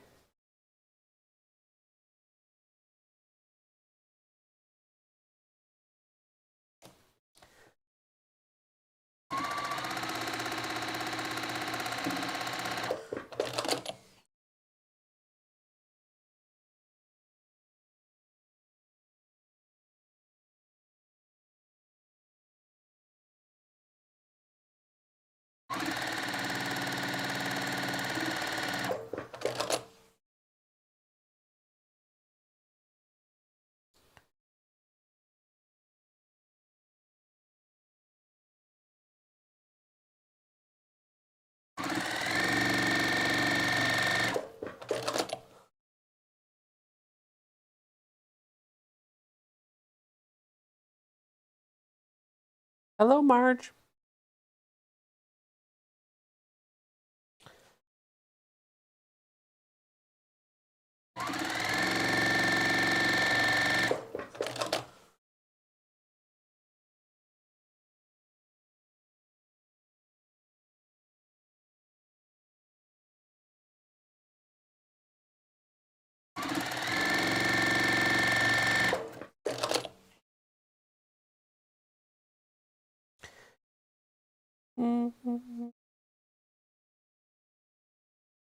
I have been watching the Mamma Mia movie. I've watched it like 3 times this week. I've got that whole soundtrack stuck in my head. How does your daughter like the new house? She loves it. She won't tell you that because she's going to be 12 this year, and she is definitely 12 going on 16. She's too cool for her parents. She knows better than her parents in every aspect of life. It's actually funny. When we moved into the home, she wanted to be surprised. She didn't want to help pick out the house. So that's fine. When we knew we were going to put an offer on this house, before we did, I wanted Jason and Zoe to both see it. So we came out, we looked at it, and I showed her bedroom, and she was like, okay, sounds good. She didn't really have any complaints about it. She said she liked it. It was good to go.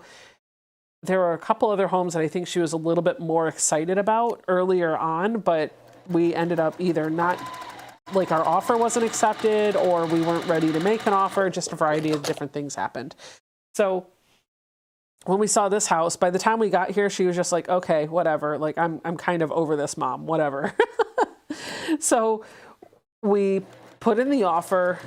She doesn't really say anything. We close on the home. Doesn't really say anything.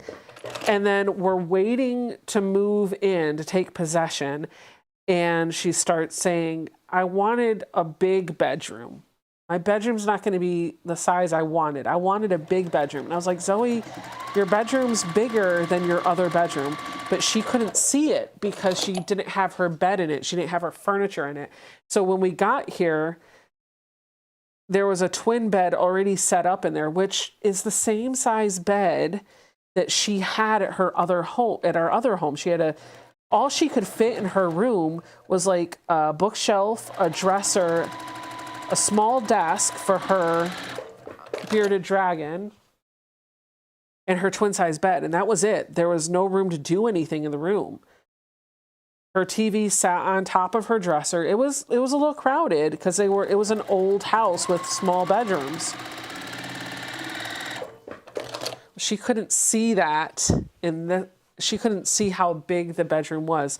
So after we moved in, a few days later, when the pod came with all of our stuff, and her new bed, which is a full size, came, and we started putting stuff in there. Then she started saying, oh, my bedroom's bigger than the other one is. I admit we had the same problem. Like I had a hard time judging how big some of our rooms were until we could get furniture in. One of the things that we did for the studio that made it really easy to identify how big the space was is we took the time to measure the furniture. And then before the carpet was installed, when we just had the subfloor, we put down painter's tape to outline what the equipment was and where it was going to be so we could get an idea for what the layout would feel like. Yes, our snow is all gone. It has been for a long time. The clapper, that reminds me. Cutting board! Squirrel moment.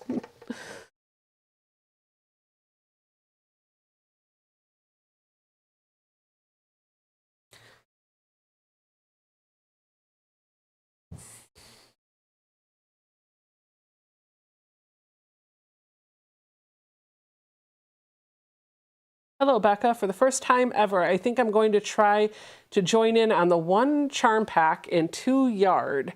Sounds like fun. Grab a pattern, grab a charm pack. We don't have a set project. We're all going to be working on something different, but hopefully we'll have patterns that we can give you to grab, free patterns, or we can help walk you through some of the instructions. Everybody's going to do something different. The idea is that we're just trying to show you how versatile that fabric list really, how many different things you could do with a charm pack.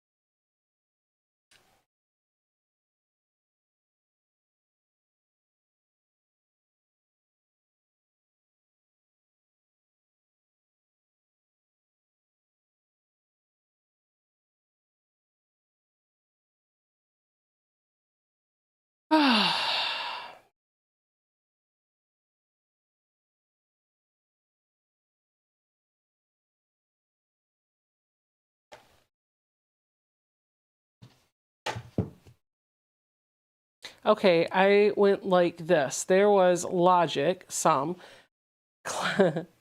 Okay, it went like this. There was logic, some. Clapper. I need to go in the kitchen and get the ridiculously heavy handmade cutting board that I want to cut up into clappers.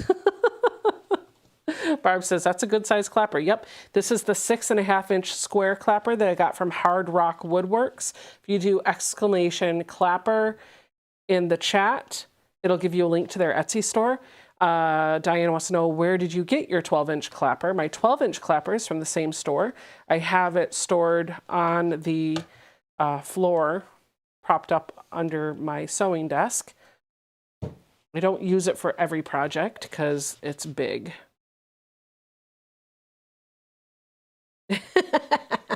Debbie said, I have a pattern from So Yeah that uses a layer cake.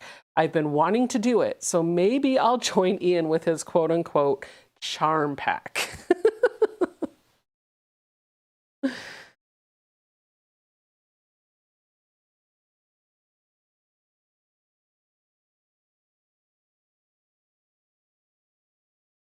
If you do buy a clapper or any sort of item from Hard Rock Woodworks, it would really make me feel good. I don't actually get anything out of it. But if you could just let them know, maybe in the description, that you saw their products used on the SEWBECCA YouTube channel, that would mean a lot to me. They gave me, I bought this clapper, but they gave me the 12-inch one for free because I had sent so many folks over to them. So I bought, tried, loved, then recommended. But they also, I told them that I was looking for a seam ripper rest or a pen rest, and they designed this, and I have a double one that I don't know where I set it, but I have a lighter colored one that has 2 grooves in it. I really don't know where I set it. I'm looking all over. But anyway, this is really great. So I keep it on the right of my machine, and it just holds my seam ripper so it doesn't go rolling around. And for the one that has the 2 grooves, I have a seam ripper in one and usually my marking utensil in the other. It also can go like right in the bed of the machine right here. It's out of the way. It's within easy grasp. And they have those on their shop too. All right, so now all 9 of my blocks are made. And I think the last step,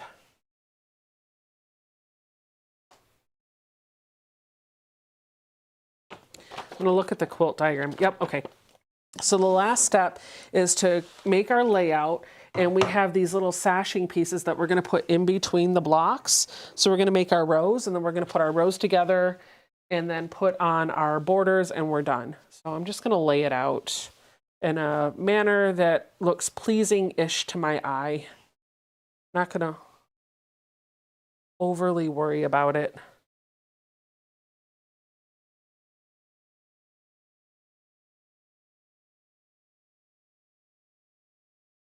The gray really breaks things up a little bit. Put this one here, there, this one here. We'll go like that. I like that. Yep. All right, so now I've got these little pieces, and the idea is that we're going to put this in between all of the blocks when we're building our rows.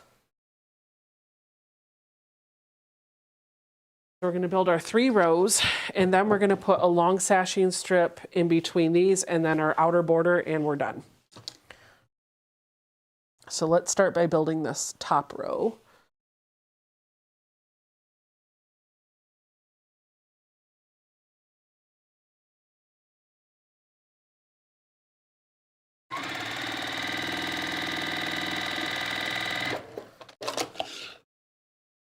Oh, mail's here. Did they finally bring my sew sampler box?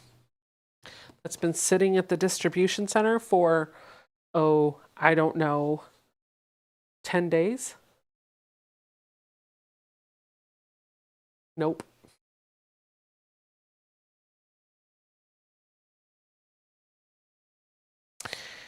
Nope.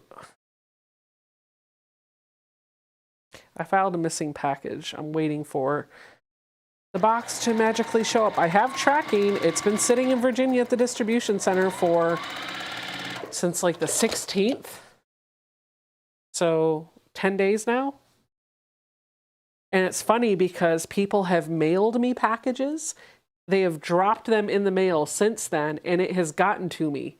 So it's not that the distribution center is like backed up, or maybe it is, and it's just only affecting like this one type of package. I don't know what's wrong. Every time I look it up on the tracking, it just says it's in transit, arriving late. No estimated date, nothing. Could I please just have my box? But it's only fabric and it's only thread, and it will be here when it's here.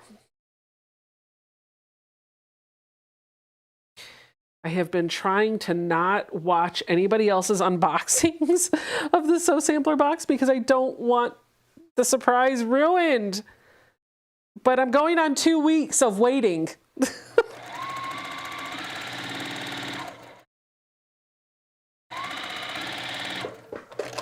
All right, here's our first row.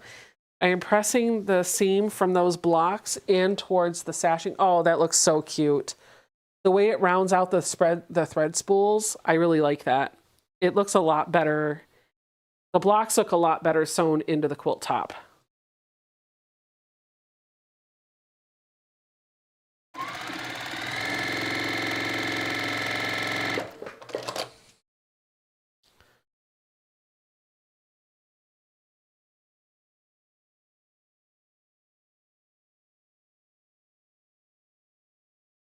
Oh, Marge said she bought some flappers from Fat Quarter Shop. They cost a fortune because of the shipping to Australia, but it was totally worth it.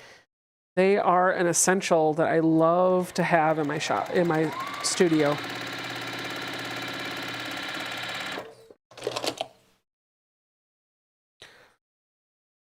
Lori said, Lori just received her Sew Sampler box this morning. Well, I didn't get mine today. Was it the December box, Lori? It's not Fat Quarter Shop's problem either. Like, they mailed it. They gave me a tracking number. It's the post office. It's sitting there, and who knows why. But at 14 days with priority mail, you can file a missing package. So I'm 4 days out. I will file a missing package if I need to.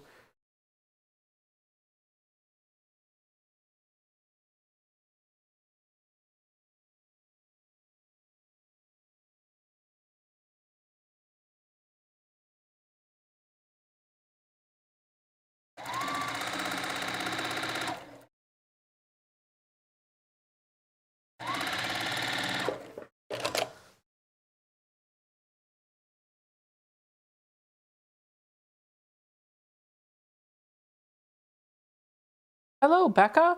I've completed my errands. My question, all I have is a jelly roll. May I stitch them 2 by 2 as a scrappy charm and proceed? Yeah, except keep in mind if you sew a 2.5 inch and a 2.5 inch strip together, you're going to have a 4 inch piece of fabric, 4.5 inch, because 2.5 inches and 2.5 inches equals 5, but you have 2 pieces of fabric that are each going to lose 1/4 inch when you sew them together. So it's going to be 4.5 inches.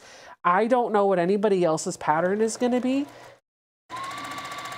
Just grab what you have. Like, you could also grab your jelly roll and sew your jelly roll strips together. Maybe sew 3 pieces together and trim it down to a 5-inch square, or just work with a jelly roll. There's no set project that we're going to teach you how to do. We're just showing you what we're making, and hopefully it'll inspire you to do something. That said, I am sure everybody's going to come with patterns or projects that they can recommend. I know I'm going to have one. I haven't picked it yet, so don't know what the fabric requirements will be, other than I'm bringing a charm pack and 2 yards of fabric.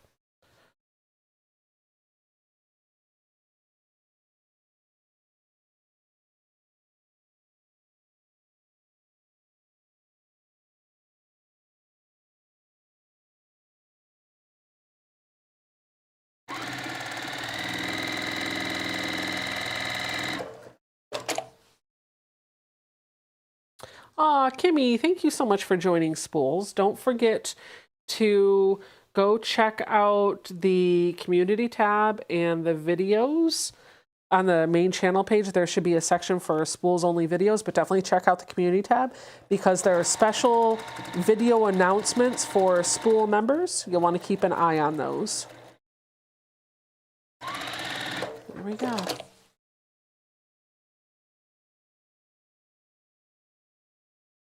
Okay.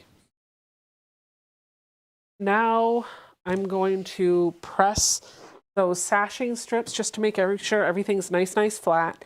And then I'm going to sew the longer strips in between my rows.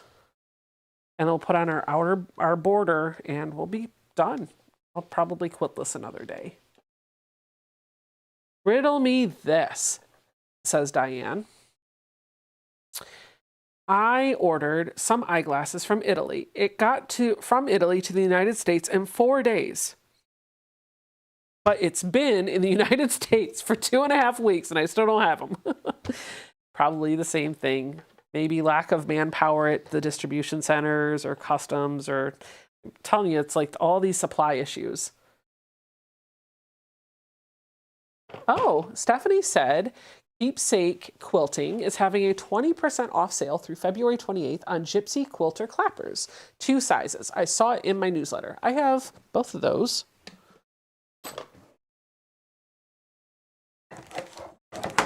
Well, I had both of them, but these are the Gypsy Quilter clappers. They're not bad. They're stamped Gypsy Quilter on one side. They're angled. They're long and narrow, but I prefer the handmade one that I got from Hard Rock Woodworks. This is heavier. It's thicker.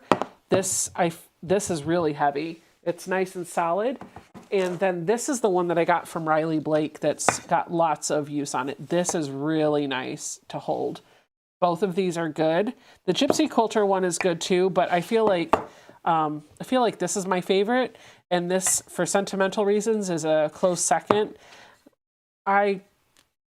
This is really light, but it probably still works. It's really light. Oh, hey, there's my double seam thingy holder, whatever. This is the other thing I was telling you about, that. So. All right, so now I've got my 3 rows. Let me just make sure I know what order I'm going to put these in again. Maybe like this. Yep.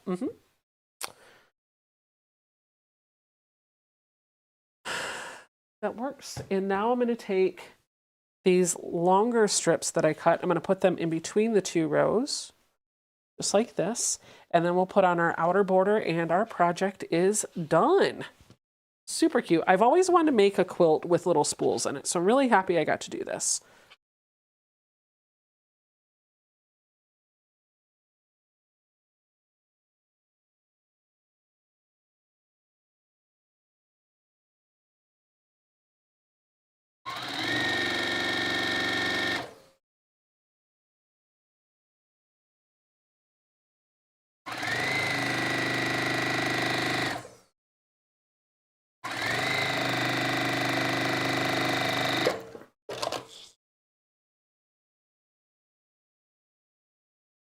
Vicky says, I'll make my own clapper. They are easy to make.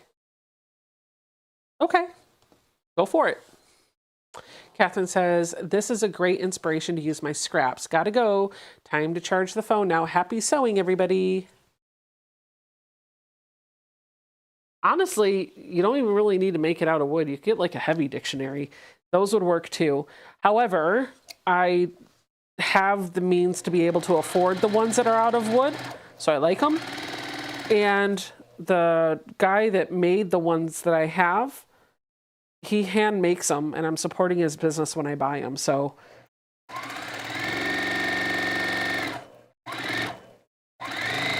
but you don't have to buy, you definitely don't have to buy one made out of wood. You just need something heavy.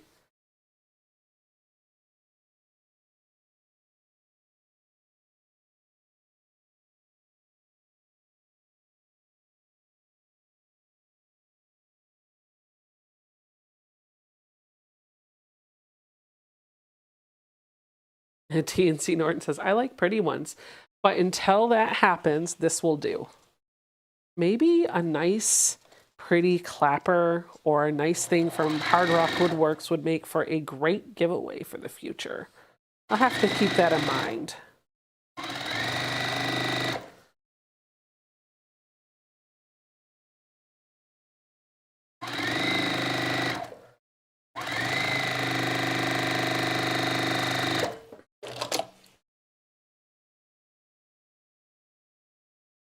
I like spools. Looks like 5-inch charms. Yeah, they kind of do. In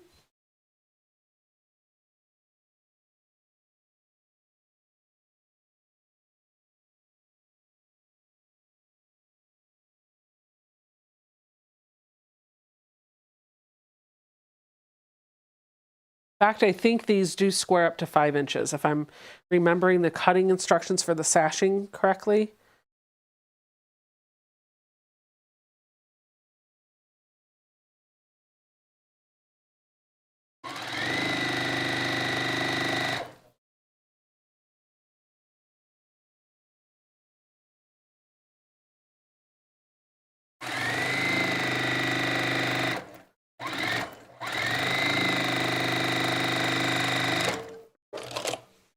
All right, let's press this.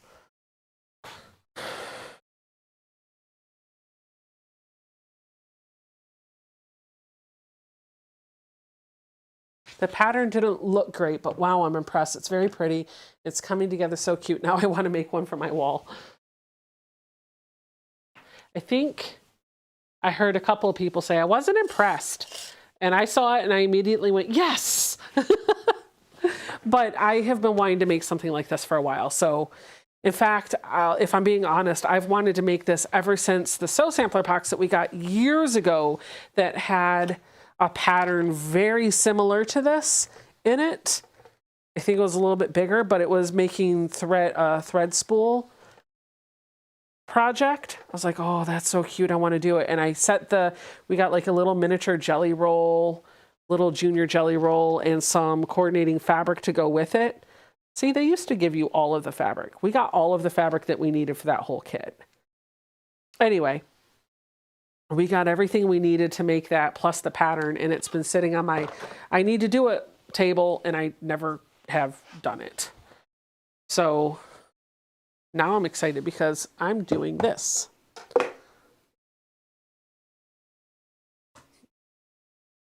All right, my quilt didn't come out exactly the size of these sashing strips. So I've got these little pieces hanging off the edge here. So I'm just going to trim them up.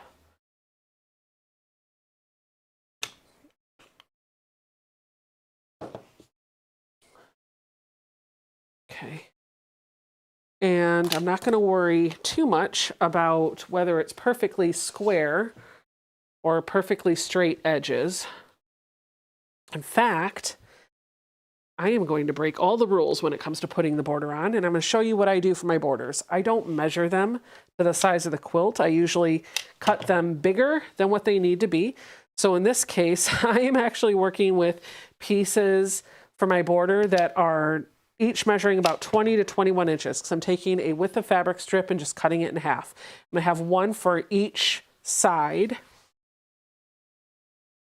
And I'm just going to sew them on, and then I will trim off the excess at the end.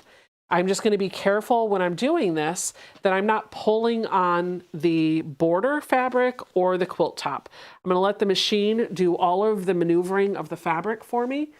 I'm just going to make sure that the fabric is laying, the raw edges are lined up as close together as I can get them, and I'm keeping it going straight. But I'm not applying or pulling, I'm not applying any pressure or pulling the fabric in any way.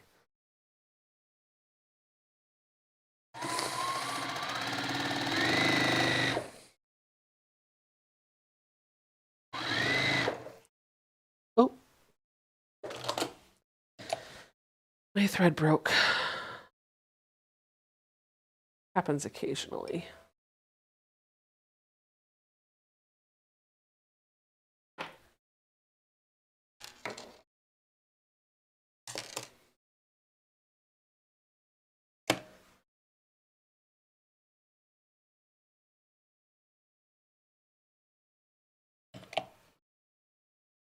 pick back up where we left off. A little bit backwards, actually.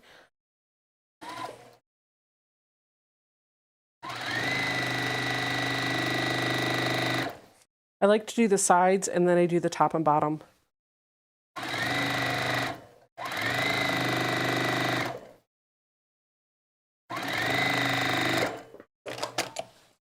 So turn it around. I'll do this side now.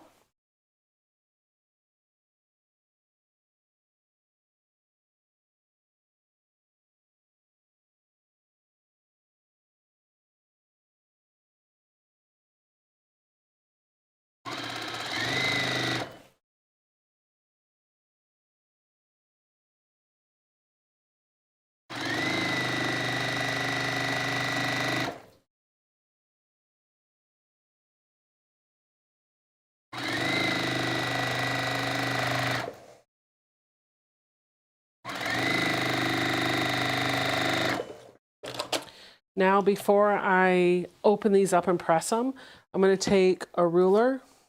I don't know where my small ruler is, so I'll take this little square one, and I'm just going to line up the edge of the ruler with the edge of the quilt, and I'm going to cut off this excess. And that should make it nice and flush right there. I'm going to do the same thing to all four corners. Line up the edge of the ruler with the edge of the quilt. Cut off the excess here. Drop my pattern on the floor because that's great. Just throw it around. It's here too.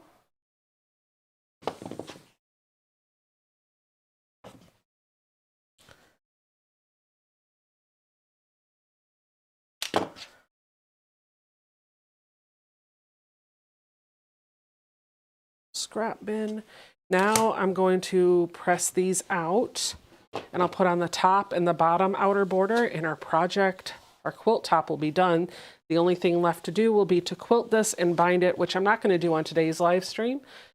But I mean, this was put together in about 2 hours with a lot of jibber jabber and talking and explaining what I'm doing. In fact, I did most of the cutting here as well. Lori says, have you figured out the threader yet? I have issues with mine. I actually did figure out the threader, but I feel like it takes me longer to thread the machine with the threader than it does just to put the thread through the needle. My eyes are not what they used to be, but they are still good enough that I can thread the needle. So for now, I'm okay.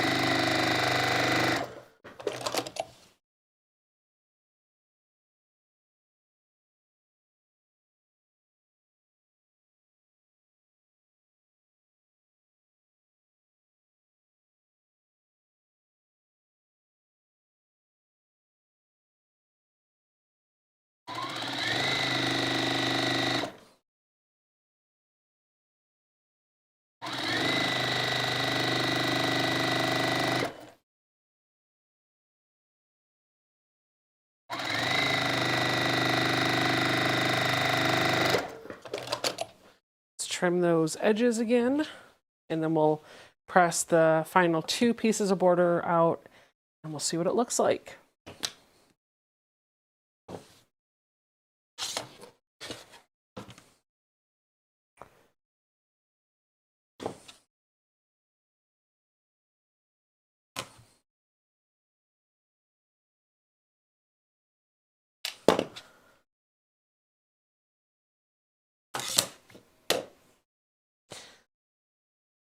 That would make a cute pillow for your sewing room. That's a great idea. In fact, we have several pillows on our window bench.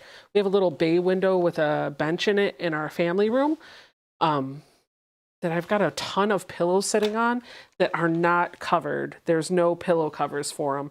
So I need to make some. And maybe if this is the right size for that pillow form, I guess if it's not, I can always throw on an extra border if it's too small. But if it's, in fact, I don't think it is, but I think I can add some fabric to make it the right size. I can turn this into a really cute quilted pillow cover. And so what I would do if I were going to make this a quilted pillow, I would make sure that this squares up to the size that I need it to be for the pillow form. So if I was working with an 18-inch pillow form, I would want this to be 18 inches by 18 inches. And I would put a piece of batting underneath it and maybe even some muslin underneath it so I have a proper quilt sandwich. And I would quilt this the way I want it to be quilted. I would square this up, and then the next step would be just to take that quilted piece of fabric and attach the back, probably envelope style. That would be a really good project to do on a Friday Night Live maybe. So I will, maybe I'll add that to my list of things to do. This is what I finished in tonight's live stream, or today's live stream. My ginger quilter project is all put together. I kind of was okay with the fabric when we got it. I saw it and I was like, all right, that's not bad. But I was really more interested in doing the project, the thread spools, than anything else. I wasn't necessarily sold on the fabric, but now that I see this all together, I like how it all plays together. So there we go. Are there any questions in the chat before we end the live stream?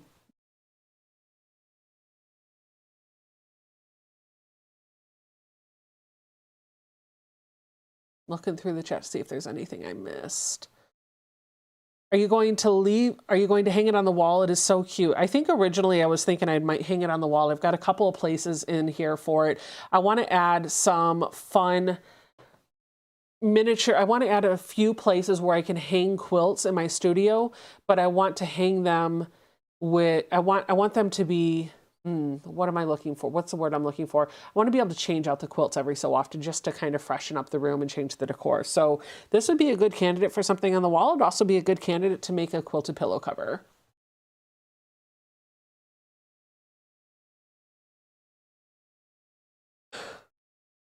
Okay. Oh my goodness, I'm very, very tired. So you'll have to go home, but you can't stay here because I am all done.